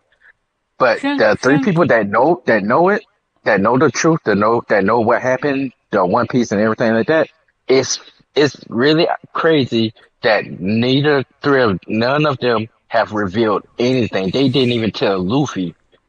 So whatever this secret is, it must have scared the crap out of them. Oh, but he was willing to do so if he asked, but he didn't want to know it because that would ruin the adventure. So I don't think it's the way he said I it. don't think he would. Yeah, I don't think he would have told Luffy.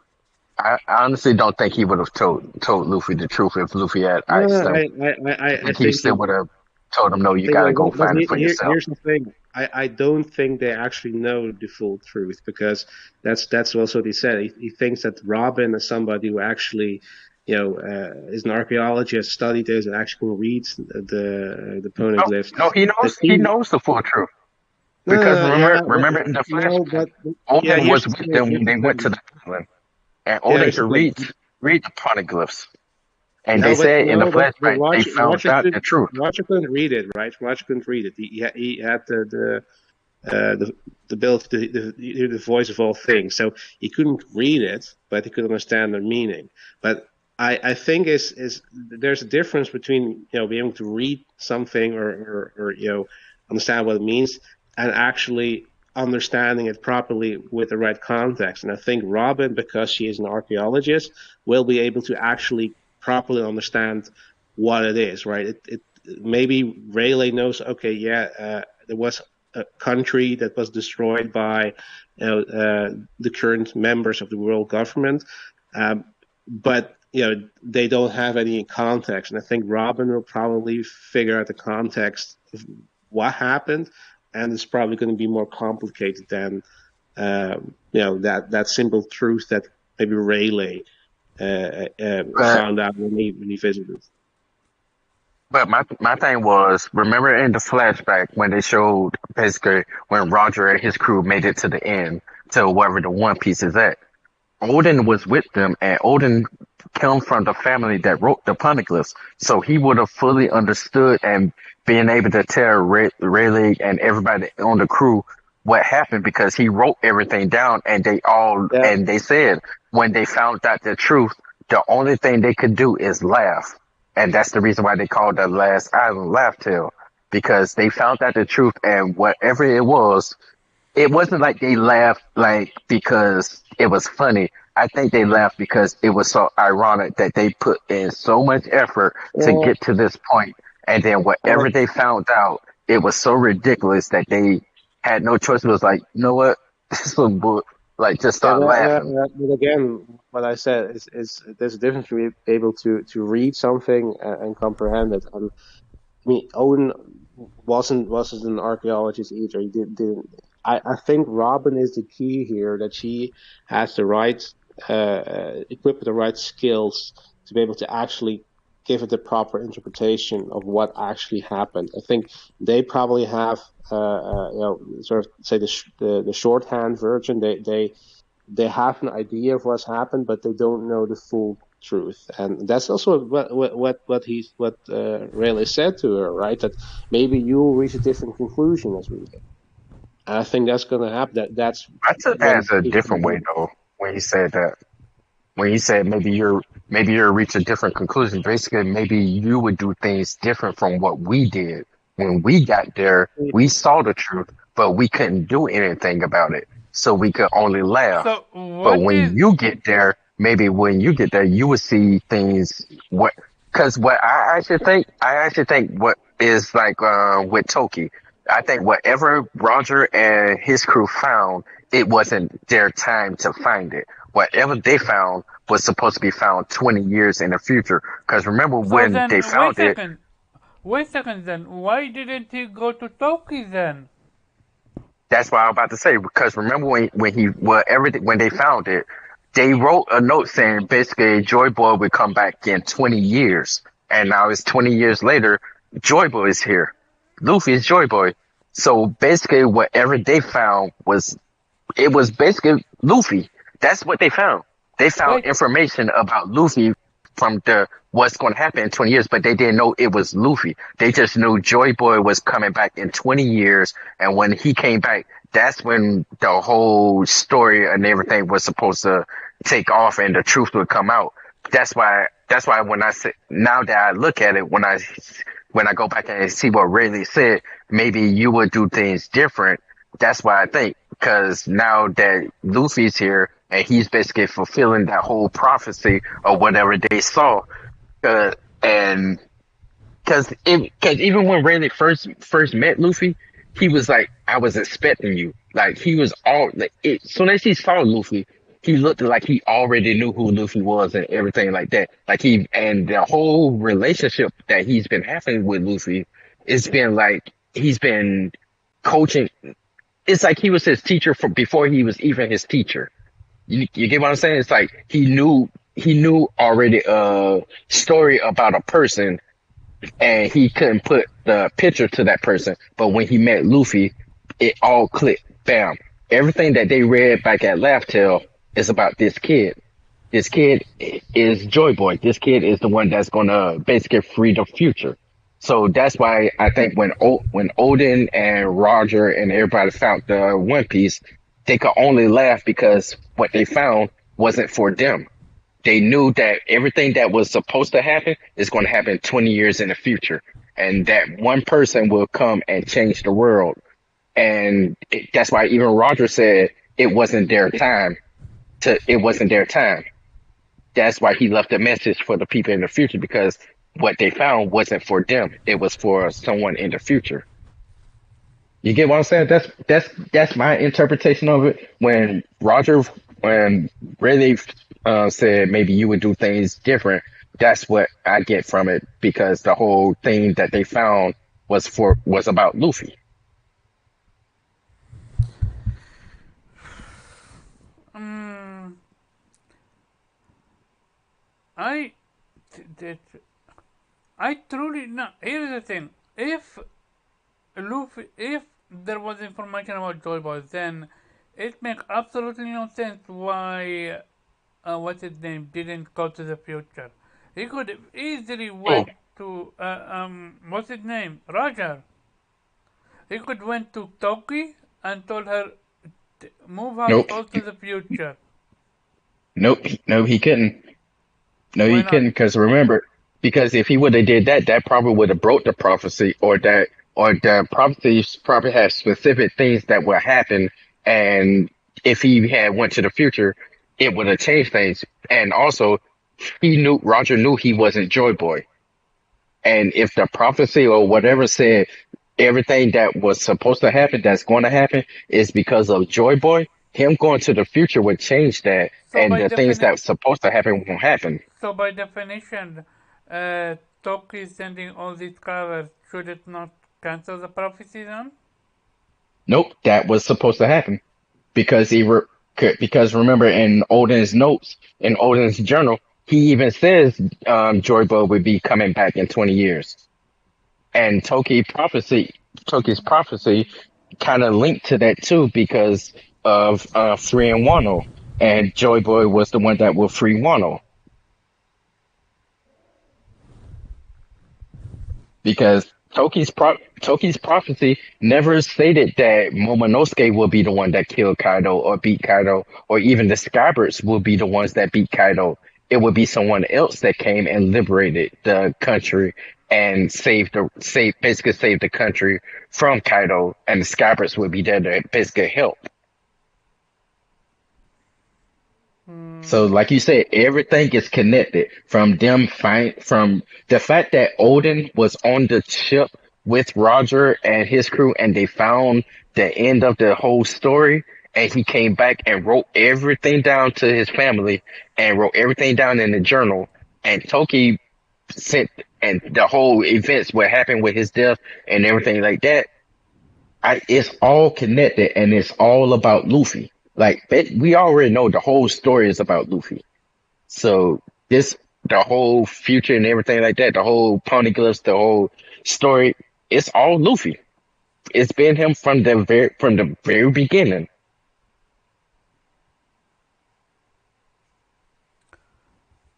Zero, what's your thoughts? I mean, I don't necessarily disagree. I don't know. Like, I have to sit and wait and sort of find Yeah. out.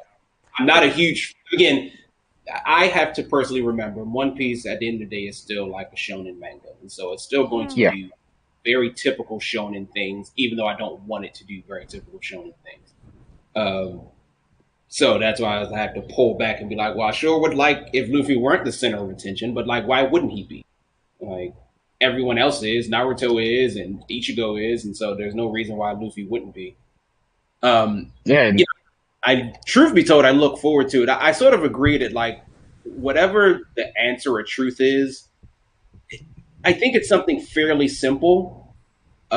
Just sort of like a wow. I consider like a wow moment. Like, you just see something and it's just like, wow, I can't believe this is what it is. Like, that's crazy. And funny enough to like laugh about it, because it's just like, you spend your entire life thinking like it's going to be this incredible earth-shattering That was my exact point. Yeah, and then you find it, it's just like, wow, that's crazy, son. Like, that's wild that it's just this. Or it's wild that, like, and it's wild that it's just this, and then, like, our entire world is built off this lie. Mm-hmm. Yeah. Like, I just made this incredible trip to find this crazy treasure that everybody's been wanting. And when I get there, it's just this, and it's not even about me. It's about something that's supposed to happen 20 years in the future. Yeah, And so it's like, I was like, I guess I could have wow, just, yeah. I could have just did nothing, I guess, and waited if that was the case.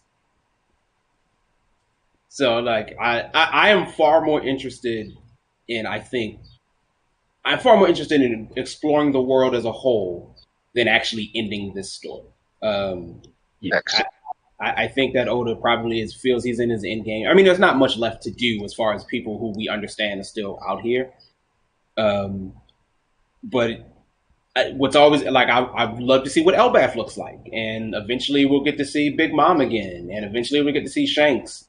And when, like, I know earlier we were talking about sort of the Straw Hats and their very specific goals. Most of those goals won't be achieved by the time the story ends, I believe.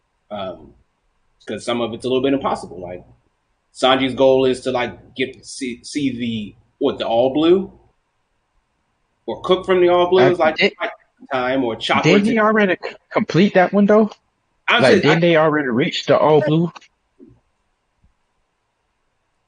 I said, is the All Blue where Uh, I guess it would be close to Fishman Island, right? Yeah, it's supposed to be the point where all the seas connect to each other. And Yeah. I thought they had reached that point, Yeah. and his story just changed to being now part of the crew or his family line. Oh, Oda Well, changes the each of the motivations a lot. like what's the word? Support each other's dream, right? So it's like one Sanji did at least tie himself to Luffy's dream. He was like, I can't leave at least until Luffy reaches his, regardless if I reach mine or not. So he's stuck there until Luffy gets to do what he wants to do because that's the deal that they made. But like or Chopper, to like just be this sort of great doctor, like that will never be achieved by the end of the story because how could it be? Like there's new medicines and things to learn every day. So he's got to just sort of take it ear by ear, or even Nami to map out the entire world. Like I don't know if we will have seen every piece of the world by the Shit, time. technically, Chopper already achieved his goal because he's out here being damn near the MVP in every story, healing everybody regardless of whatever injury they have. But and that I guess it all depends on what level of medical, and which I assume he has to have some. What level of medical knowledge does Vegapunk have? That Chopper could learn as well. Like I think we all, we generally associate Vegapunk with Frankie, because that's where Frankie got his upgrades. But like, I think what we know about Vegapunk is that he seems to be incredibly smart on many fronts. So I don't see why medicine would not be one of them as well. Mm-hmm. So like, what can Chopper learn from him? So then, my question is to change the subject. Where the fuck does Weeble fit in all of this now? What is his strength level? To be honest with you, I don't hold any candle to Weevil. Like, I So think why you he's just hyping gonna him be a so joke up? character. So why did Oda hype him up so much then? That's the crazy thing. I don't think Oda hyped him up. I think the He community hyped did! him up. He did! No, Oda, he... Oda, Oda didn't Dude! really hype him up. He... He wrote. He He came up did! and said that he's. He absolutely did! He eviscerated a large chunk of the Marine. Like they were fathers. But the thing about it is, anybody strong could have did that. The only thing that And made that's Weevil what... stand out was because he was spreading the lie that he's Whitebeard's son. So the fact that I think Weevil and his mom are just liars. I think no, they were. did you see the end of the aftermath of that fight? Yeah, The, that's what I'm explaining. That's what I'm explaining. Like, the, I think him and his mother are just liars. so They're how do really you... strong. Weevil is really strong, but he's not like to be, is thinking that, oh, he's going to take some people down. No, I think actually He's just Weevil is like going to his get son. destroyed. I think he's going to be strong as fuck, but he's stupid as fuck. That's what basically it's gonna be. I mean, I think it's going to be. like I think You go I ahead. think where it's just like I think he'll be strong, but like get beat. Like I don't put him stronger than any of the Yonko. And Yeah. The whole thing is supposed to be like the son of one, but like so what? Ace was the son of Gold Roger, and he still got murked. Exactly. That's why I think I don't even think he's not Whitebeard's son. I think him and his mother are just liars. They're going around telling this story that he's the son of Whitebeard to get No, clout and to get him a position. I Well, don't But when think Weevil is capable of flying. He's too stupid. his mother. he's not capable of flying, his mother is the one going around telling everybody Yeah, he's I the son. believe that. Weevil Yeah. doesn't even talk. Yeah, Weevil doesn't even talk. It's his mother that's going around telling everybody this is the son of Whitebeard because he's so strong and he's so big. But he's gonna. I think his mother's basically gonna write a check that his ass can't cash. What She's is gonna keep telling everybody that he's super strong and the world government is gonna send him out somewhere, and he's gonna get his ass Hold clapped up, by hold somebody up. that's even more powerful. Hold up, think about it. She was part of the rap crew. His mother. Yeah. Yeah, but that doesn't make No, it does. that It doesn't does. make that. It does mean so. Remember, No, no, no. Listen. Whitebeard was Just part of because the Rock she was crew. a part of the crew, she could still lie and say this is his son, but it could be somebody completely else son. She could have had an infatuation with Whitebeard and wanted to be with him, and he never was with her. Remember, Whitebeard stated himself he never had a legitimate family. He never had a kid, never had a wife, never had anything like that. So she could have been going around following behind him, Maybe, wanting to be with him, and then had a kid some other well. And now that Whitebeard is dead, in order for her to like get somewhere, get stronger, or whatever goal she has, she's going around saying, "This is Whitebeard's son. This is Whitebeard's son. He's super strong. Look at my son." And the word government is basically, okay, he's super strong. We're going to use that. okay. But she's not. But I don't buy the whole Weevil hype and everything like that. I think Weevil is powerful. He's physically powerful, but he's not going to be a contender for anything like that. I actually think he's going to be taken out before Luffy even gets to encounter him. Okay, interesting. Who do you think? Do you count? Is the anime canon? Yes or no? At this point, you might as well count it as canon. Okay, then either Ichiji or Yonji, one of them said his move was literally speed of light. Believable? That goes back to the speed conversation that we had. Sometimes Luffy would dodge bullets. Sometimes Luffy would get punched by a slow behind punch from Nami. It's Every like, that a slow punch from Nami is just literally a gag. We all know. I know. That's what I'm saying. It's But like with the that's bullet why it's stuff, like. everyone dodge bullet in One Piece for the most part. But we've seen Luffy get shot with bullets and bounce him away instead of dodging, and then we've I seen mean, times where he literally don't move a muscle and dodge with just his head. to be fair though, to be fair, look at Goku. He literally got shot with a bullet. So I think anime You mean a just not a bullet? mangaka can be inconsistent with the writing. Like you can't tell me when Goku got shot with a bullet, like he couldn't easily avoid that shit. Laser, not bullet. Okay, Same shit. laser bullet, whatever it is. Yeah, it's because he wasn't paying. I mean, and I get like Power of the Pen says it's because he wasn't paying attention, but it's dumb. I agree, it's dumb, but it's in print now, so that's what it is. Yeah, if they say he's faster, if he's light speed, he's faster than light, then that's what we gotta go by. But Yeah. Exactly. it's They it'd be be So then, able to inconsistent react when they if to get things. tagged. that Exactly. They have to be able to react to things. Just because they are light speed or can react at light speed doesn't mean they can do that all the time, and that's proven. So it's a slippery slope. It's yeah, no, I remember Luffy was able to literally run on air.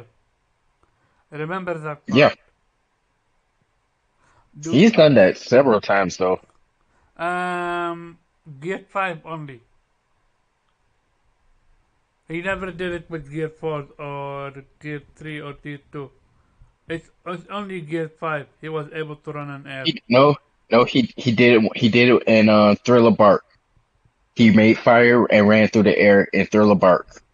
Because I remember King of Lightning, when King of Lightning was doing his reaction to it and his talk afterwards, he brought up the chapter and everything where Luffy was running on air and created fire in mid-air, back all the way back in Thriller Bark.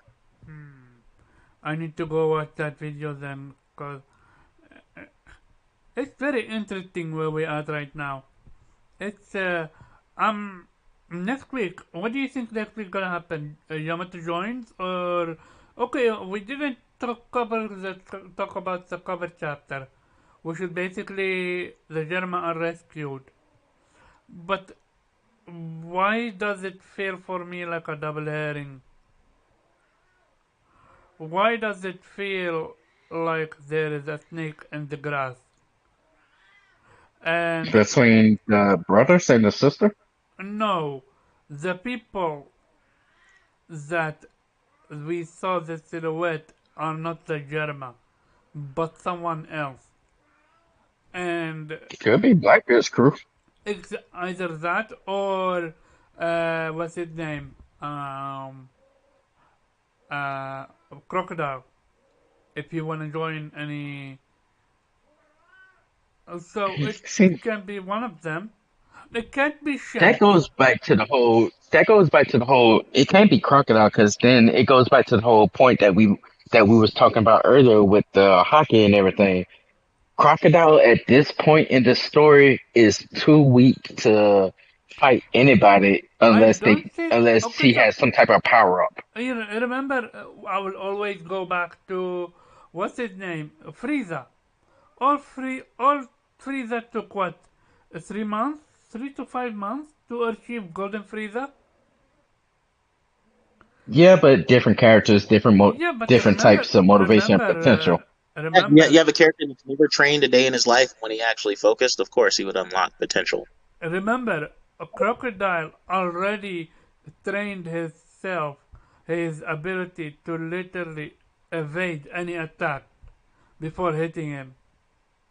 Yeah, but So what I'm saying is you he can using literally Frieza go. won't work because Frieza was stated to have the most potential in the entire universe of becoming like super strong and everything. Frieza was already before he even was introduced into the story, he was already being scouted to be the god of destruction for Universe 7. Okay, but So that's why I'm remember, saying you can't really use Frieza because even when we first met Frieza, David was already saying he had the potential, his power potential, even from his father, his power potential was so great that King Cold at the time was the ruler of the entire universe. He stepped down and gave his entire universe to his son because of his potential. Not And because Frieza was just super strong early on. He gave the entire universe to Frieza because he saw that Frieza would eventually become stronger than everybody else. but So that's why I'm saying you can't use Frieza. You can use other characters and everything like that, but then don't use Frieza because of that reason. Sanji, Luffy, you can see Zoro. Uh, uh, we had a time skip. Especially after what happened with Marineford, Crocodile wants to power level himself up. Especially after See, being immunized by, what's his name? but the thing about Crocodile is more of your typical mob boss criminal. Crocodile isn't the type that's going to go out and super train himself and get stronger, get new techniques and everything like that. Actually, he did, Crocodile is the but he type of let, character. but he literally trained When? himself to dodge, to react automatically. Literally ultra instinct. No, he didn't. He, They never showed Crocodile going through any no, kind of training phase or no, no, anything like that. no, Every but time they no. ever showed Crocodile, it He was literally, based off of a criminal aspect. no, he He was literally the said, "I trained my body where it's only what's called, I become what's called sand you automatically." read that wrong. He trained his ability Yeah, again. Listen. Crocodile is the mafia crime boss type. He trained his ability so that he could be able to easily take over that country. He didn't train his key ability so that key he could be word though. stronger to fight a He specific trained. person. Key word though. He trained. That's the Again, you're thing. missing the point though. There's Crocodile. You're missing this is the point. Crocodile is a criminal mob boss type. He's not the fighter type. Crocodile trained his ability not to be stronger or to be known or to gain power or to gain anything like that. He literally trained his ability so that he could do criminal acts, so that he could take over the world and basically use the desert where his ability is to his full advantage so that he could keep that place under his control. He's not the type that's going to go after I got beaten. I seen my weakness. I'm finna go train my ability. I'm finna go train my body, my mind, and my ability to get stronger so that I can go and fight someone else. That's not Crocodile. Crocodile, if he was to go and train again, it would be so that he could commit another criminal act, make another criminal organization so that he can gain power that way. He's not the type that gains power from brute force or physical power or like showing that he's the strongest, he's the most powerful at all. He's the type that gains power by committing crimes, committing like kidnappings, committing blackmail and stuff like that. So Crocodile wouldn't get stronger from training to be a better fighter. He would get stronger to basically to be a better crime boss because that's the way Oda wrote Crocodile to be. He's a mafia type crime boss. He's not a fighter. He's not anything like that. That's the reason why when Luffy fought him, it was to free that country. It wasn't just to beat Crocodile to prove that he's stronger or he's the next obstacle. It was literally just to free that whole country and to dismantle the Billion Works organization because that's who Crocodile is. He's a crime boss type person. Okay. Weeb, any thoughts on this one? Okay. I think Weeb is tired. So with that being, I actually don't want to end it because we're having such fantastic conversation, and I don't think next week all you guys gonna be able to join. So that's why I'll be I'm able to so. join next week and I can still talk a little bit more tonight too. Yeah, but what about you, Weeb? If you need to leave, just let me know. Then you can leave, and we can still continue talking. If anyone here wants to leave, just feel free to leave, because I love talking And One Piece.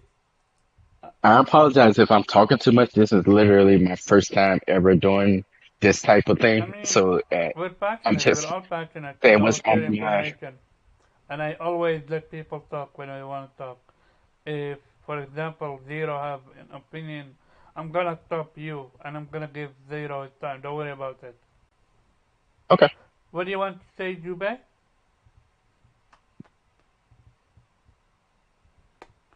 Jubei, you here?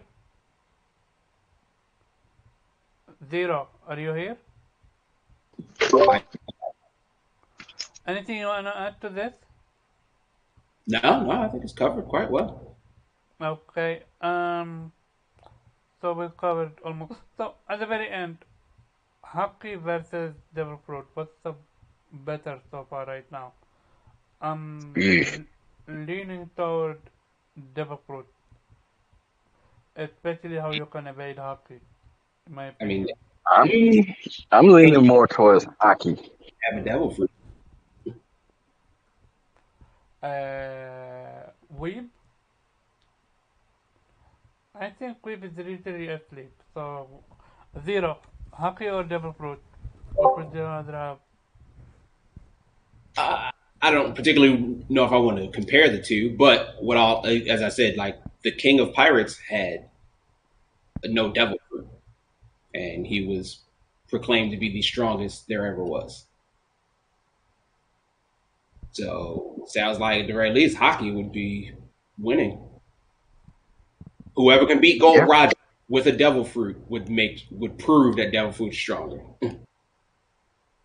Yep. Right. And the only person we know that have ever beaten Gold Roger was Garp. And Garp has no devil fruit. He punches. Yeah. And Kaido even said himself, devil fruit, he said, devil fruit or hockey, it doesn't matter. Roger had no devil fruit and he basically conquered the entire sea. So I think hockey is the more prominent power.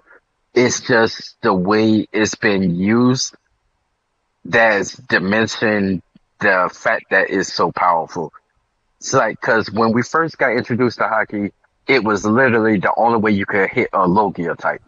And that made hockey like ultra special, ultra powerful. If you had hockey, you can fight Smoker. If you didn't have hockey, Smoker will beat you every single time. Now it's to the point where Hockey is just so normal that we don't think it's actually that powerful. And whenever a new Devil Fruit comes out and we see these crazy abilities, we're like, oh my God, that's so powerful. But then that ability, 9 times out of 10, always get beat by Hockey. Mm, I need you to go watch a video from King of Lighting where he actually highlight the new, I just I just saw it on my mentions. I was just about to watch that a little bit later. not the one that he made now. There is, give me a second, I will look it up for you. It's the one where he talked about Luffy new power, which is basically where he eviscerated one horn of Kaido. It's literally almost like a fire aura during the Haki Clash. So either Luffy have the ability to um, bounce back, almost like a reflect Kaido own breath, fire attack toward him, which made, or he unlocks some new hidden ability. Give me a second, I will look it up for you and you can watch it. I was gonna say the crazy thing about it is though, we really shouldn't be using Luffy as like an example for Hockey or Devil Fruit powers because Who should he's we the use? main character.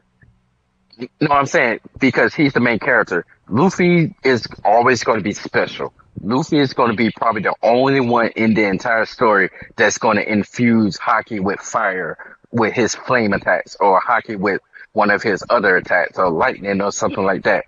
So Luffy, that's why it's like I don't really like using Luffy as an example when it comes to some stuff because I understand that Luffy is the main character and he's going to be written as special. He's going to be able to do things that other characters that have the almost the exact same abilities won't be able to do. Like like a Red Hawk, armament Red Hawk. We never see anyone else use a armament attack with ice or with any type of ability. So that's why I was like, Luffy using Luffy is a bit different because he's a special case.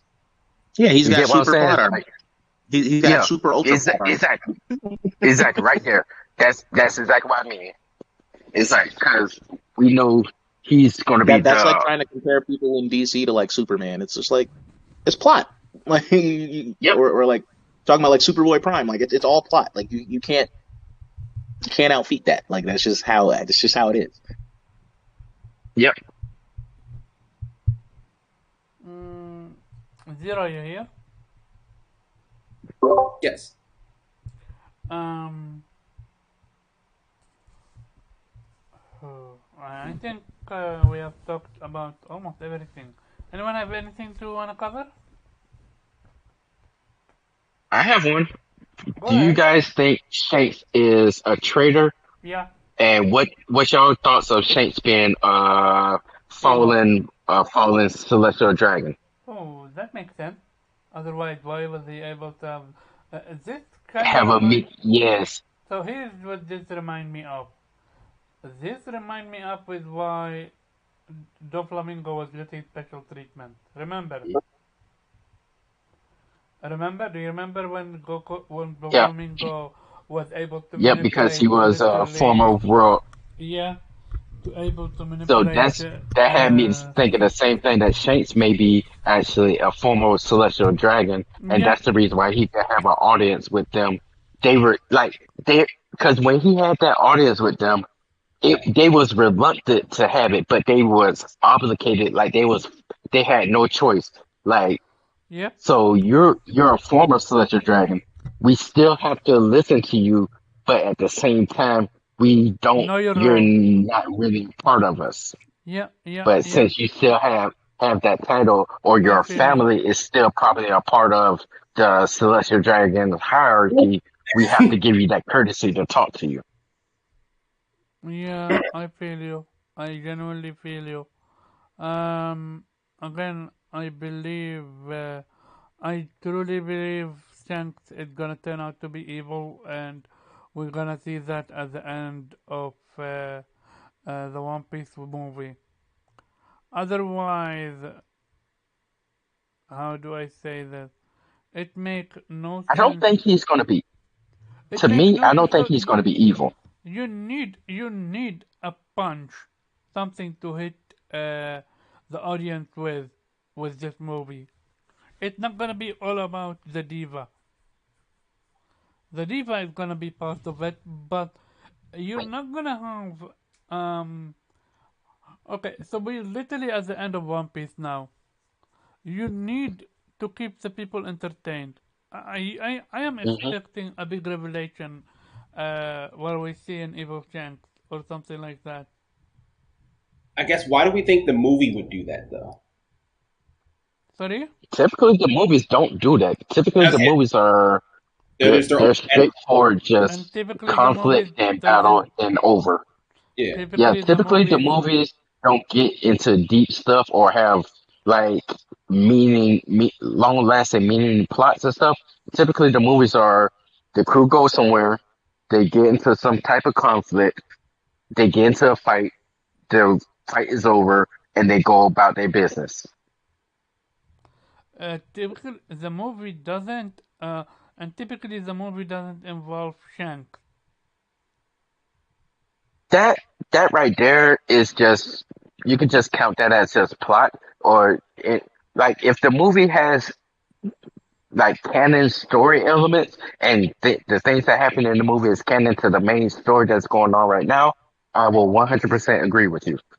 But from the other movies and everything else that they have, because they've had some movies where like the Gold Lion Shiki movie, we Yeah. all know Shiki was a part of the main story and the past and everything, but the movie itself didn't progress the main story at all. It was just the pirates, the crew go somewhere, they run into Shiki, a conflict happens, and they fight, and it's over. That's how all the movies go. The pirates go somewhere, they run into a conflict, they get into a fight, and the story is over. It doesn't progress the actual main story to go to the next arc or the next plot or a midpoint between the plots. It's just some one shot thing. So this Shanks movie, if it's tied to the actual main story and it's not just some side plot that Oda just made up just to have a movie, I will agree with you.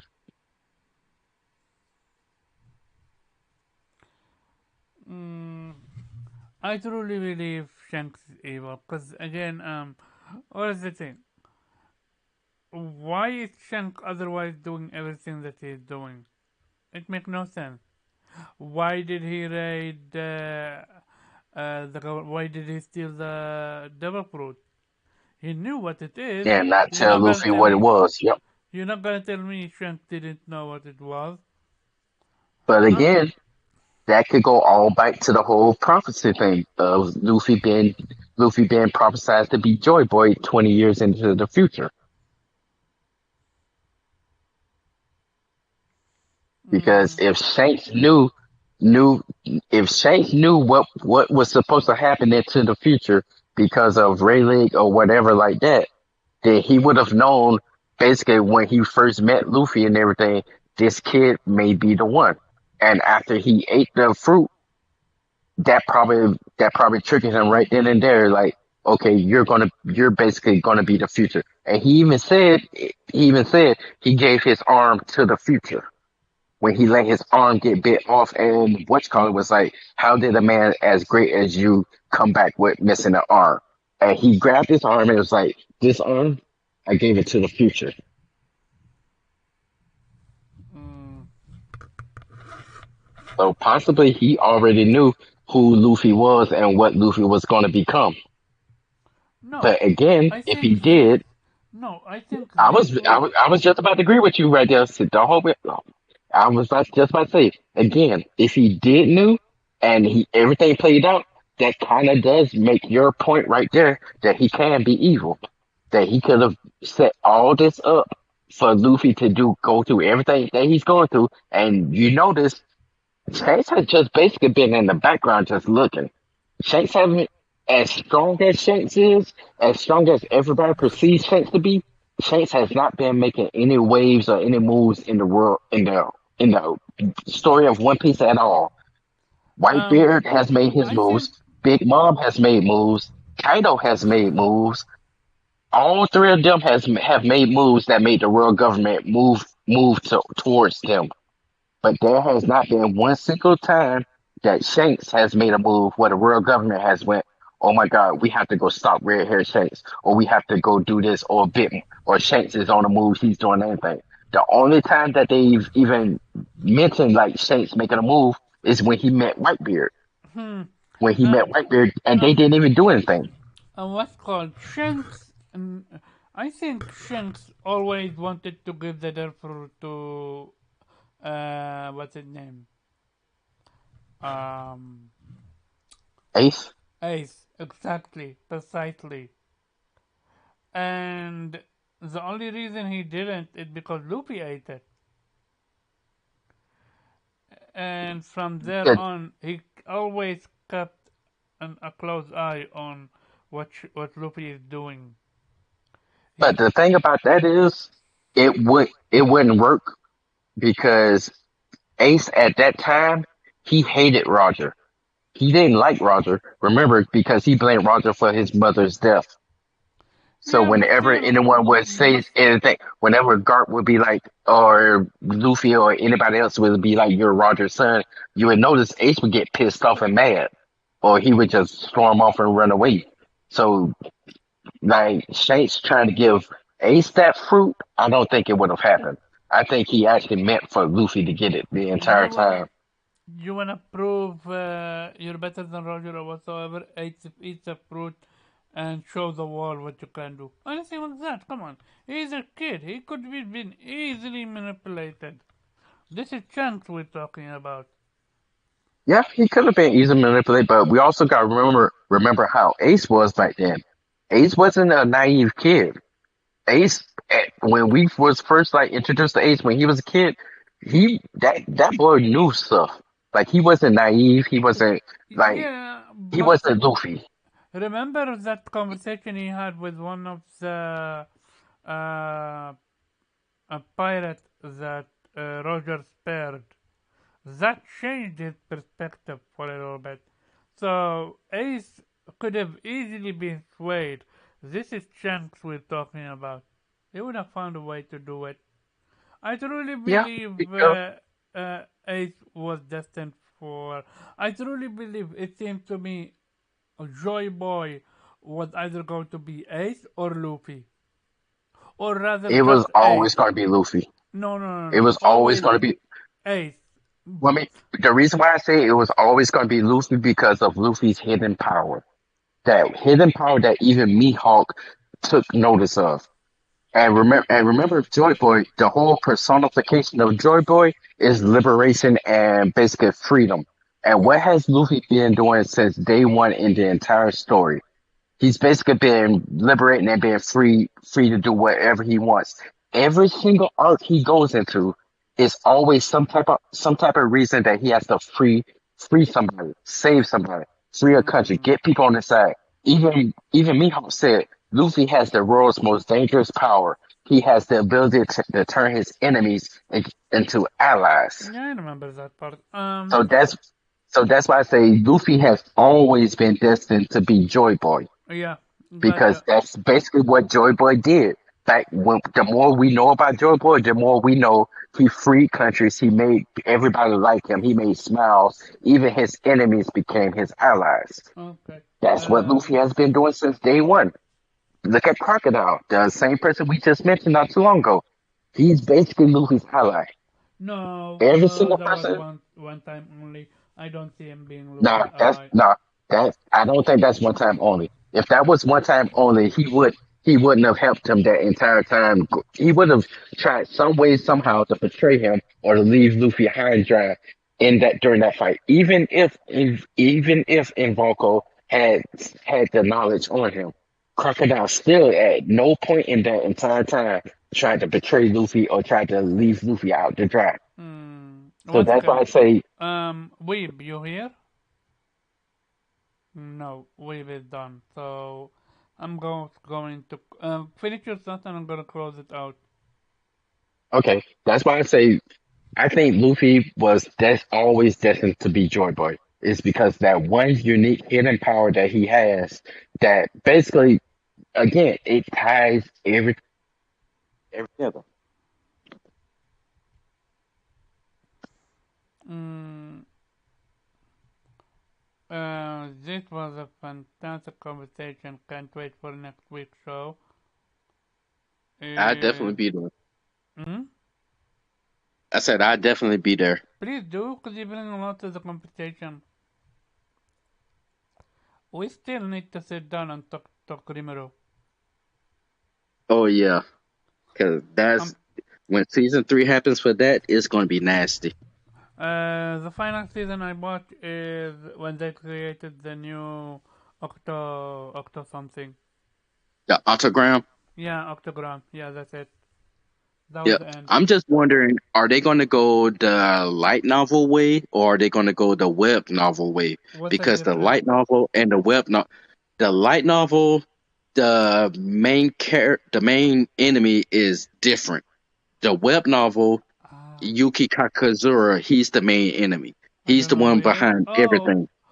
Then it's definitely the light novel. Yeah, 'Cause, yeah. they literally show him at the end. hmm And in He's the the one. light novel, it's more angel people that they haven't introduced yet. They're the main enemy And instead how of different Yuki. is from so wait, the light novel is Yukuta the enemy or is a different enemy? In the light novel, he was the enemy, but he was being used by somebody else. In the web Oh, novel, he was the main enemy oh through and no. through. He was the big boss. Oh, that's But in the different. light novel, they added other characters Then that was created by Velda a okay. long time ago and banished to a different dimension. Don't fail. I think it's gonna be the light novel because so far they've only covered the light novel. I don't think. When did the web novel changes? And did you see any change with season three from I the light? didn't see any changes in season 3 other than they skipped a few details during the fight and everything, Important but one? everything, second, Important details? not really important details, more so it would have gave a better scope of certain people's powers, Okay. So now but it you're wasn't here. any like big details. Gotcha. The- Jubei, you here? He's not here. Zero, you here? I am. Okay. Um. So, uh, Dark Link believes Rimuru is stronger than Superman or Goku. Who you believe is stronger than who? You Who? be- Wait. Sorry, I'm back. I'm back now. I missed that oh, whole thing. you're back. What? So Dark Link believes Rimuru. Have you ever watched I Got Reincarnated as a Slime? No.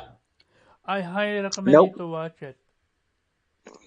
It's an isekai and it's one of the best. So he believes this character is stronger than. Oh, who is he stronger than? Dark Link. to be honest with you, at the end of the story of that time I got reincarnated as a slime, Don't Rimuru becomes spoil the strongest anime character there is. anime character there is. Is he literally that He broken? he literally becomes that broken. He basically becomes a Schrodinger's cat with everything, literally everything. I can't I put wait it like for. this: he is so broken, he breaks the isekai rule. Uh, so there you have it, Rimuru, the strongest being, I guess. The only other character that people have been like putting him up against is Arnold's Voltigold from the Misfit from Demon Academy, because he has the ability to basically reverse time and say no to his own death.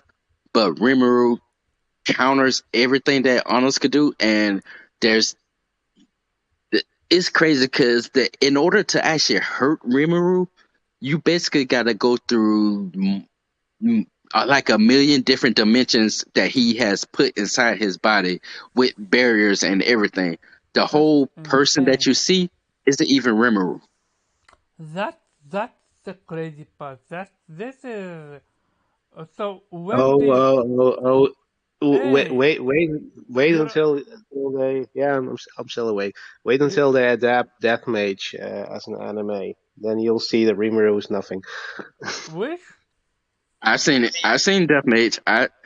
And I can still say, at the end of the story of that time I got reincarnated slime, Rimuru still beats him. Yeah, I know, but Deathmage isn't finished yet. The dude had. You're probably thinking about a different light novel, but this one has the ability to destroy gods. I mean, I'm sorry, Rimuru has no chance. No, actually, that's one of Rimuru's powers too. Like the like the craziest ability he has, turn null, basically turns anything there is into nothing, and he converts all that energy back into himself. His actual body is inside. His actual body is in it's in 1 million dimensions, and you have to basically break through 1 million dimensions plus 1 million multi-dimensional barriers in order to actually touch his physical body. And he has physical nullification, magic nullification, divine nullification, everything nullification. It's just they wrote him to be too broken at the end. he literally can Oh. he can literally jump from manga to manga. That's how broken Yeah, he is. that's how So broken he is. Like, he's basically a manga character with Toon Force. Interesting. yeah, he basically, Basically, it yeah. was one He point in pretty the much has story Toon where Force. he was reading a Yeah. Dragon Ball manga and he just teleported himself to the world of Dragon Ball. He's that broken. Yeah. Just He's just got to Toon see Force. just to see if he can go there. He's got the Looney Tunes powers, yo. Like Yep. he's got Toon Force. It's like Interesting. Actually, it's but the way broken, they more wrote broken than him, Two Force, I think. Nothing is more broken than Toon Force, sir. So Luffy is broken Nothing is more broken than Toon Force. because Luffy Toon has Toon Force Force power. trumps all. Remember, the only way that Luffy isn't as broken as Toon Force is because he has a stamina issue. If he had infinite stamina like Bugs Bunny or the Mask, then yeah, Luffy would be the most broken character there is because he can literally do anything he I wants and mean, recover from everything. remember how he was only able to work last 10 minutes in Gear 4? Look where he is right now. I really believe with training he's going to be able to master Gear 5. And remember, I will always go back to a few moments. He was literally able to rubberize a fucking wall, a fucking ground. And it was strong enough to bounce a fucking bottle blast. You know, But like you want to able know to. the crazy thing about Luffy? His No, tell powers me. is a double-edged sword. Because the more if you notice, the more he uses his power, the closer he comes to death. Oh, Like yeah, he's but. burning through his own life force every single fight. Yeah, So I that's why mean, him. that's literally easy to navigate around by kill him off at the end of the series. You kill him off and you call it a day. This is his Yeah, sacrifice, and no, it's kind of like the Law situation when Law made that big ass room, and it Law cost is him just one a of liar. no, it cost him his life force, his life energy. It's easy to do it. That's literally a cop out if you being thinking about it. No, Uh, what I meant by law is just a liar. Law is broken. It's stupid how strong that. It's like every single time Law says, "Oh, I'm out of stamina, I'm out of energy." This oh crazy fool yeah, just do no, something he even more has powerful. You're like, bro, I thought he you said you was out of energy. he's literally the Kakashi of the when end of the series when That's a Kakashi good one. can't uh, can't use Kamui for too long, and at the end of the series, he's literally spamming Kamui non-stop. Before, what's his name? Uh, Naruto gave him Chakra Cloak. He was spamming Kamui non-stop. So I see Law as what's his name? Kakashi. That's basically it. But this was such a fucking fantastic conversation. I still need to Yeah, binge my. You I need to be enjoyed there myself. this week. We need to talk what we're gonna see. Yeah, I'll definitely be there next week. Shout out to everyone that came through. Weep, you're awake? Yep. Yes. You fell asleep, right? No, I'm awake. Yeah, got to. Yeah. Were you asleep? No. When I reached out to you, then you was away. Gotcha. This was such a fantastic conversation. At the end of the day, remember again two things. Luffy rubberized electricity, lighting. The lightning that Luffy was throwing at Kaido, that was a rubberized version. So 24th version. And Luffy created a wall strong enough to bounce back a borrowed breath. Keep your eyes on these two moments. Luffy is broken. Luffy power right now is beyond broken. I truly believe Luffy right now can beat an Ayonko 101 easily. Not easily, but he can beat them. And that's gonna be my end thought, unless someone has anything you wanna add. Nah, I'm good. Then no, go ahead, do your outros. Darkling, where people can find you. Appreciate everybody for having me on. I'm Dark Link, the resident troll on Twitter. I play some games sometimes on my YouTube channel. I don't really do commentary that much, but I'm starting to get into it. I really appreciate y'all having me on. More than welcome. You're knowledgeable as fuck, especially when it comes to Rimuru. How did it feel first time being on speaker on here? It felt good. Like the No conversation nervous? was moving straight, and I had no issues. Nice. Because you were nervous back then. Good thing you moved past that. Jubei, where people can find you. Yep. You can find me at Jubei Well, X Sensei on gaming platforms. Ambu Smokage on Twitter. Yeah, this was a very fun conversation. Sorry I couldn't really input as much as I wanted to because I am working, but hold up. this has been fun. And everybody out there listening, y'all need to finish reading fucking My Hero. You're killing me. Jubei, did you just do what you just did? I sure fucking did. Okay. Vitamin G is gonna be live.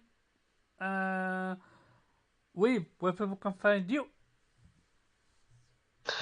You can find me on Twitter as the Weep Sheriff, aka at Infinite Rhizome, and on YouTube as Blue Rhizome, and Other Nation. You can find Zero where people can find us. Well, no, is that you? Wait, find me and us, or just me? Nah, just you. Okay. Well, zero .exe, pretty much everywhere. Mondays, 8 o'clock. Vitamin G podcast, along Yeah, with I was gonna say that. X Sensei and Oma. Yeah, so people can find me at Carver_Job on Twitter and yeah, of course, Game Player there. You can also find me at Vitamin G Podcast every Monday, 8 p.m. Eastern Standard Time with Jubei, Zero, Pharaoh, Dante, and Kopi whenever he come back from his own conundrum, and FC if he ever return, ever. You know, This I'm about to go up to Seattle and beat his knees in because he out here playing. okay, I like that. This was such a fun conversation, like real talk. It's fascinating how I've been with you guys for what, a year or something, and I never knew that you were into anime like that. And yeah, this was an amazing show, and see you next time. Later.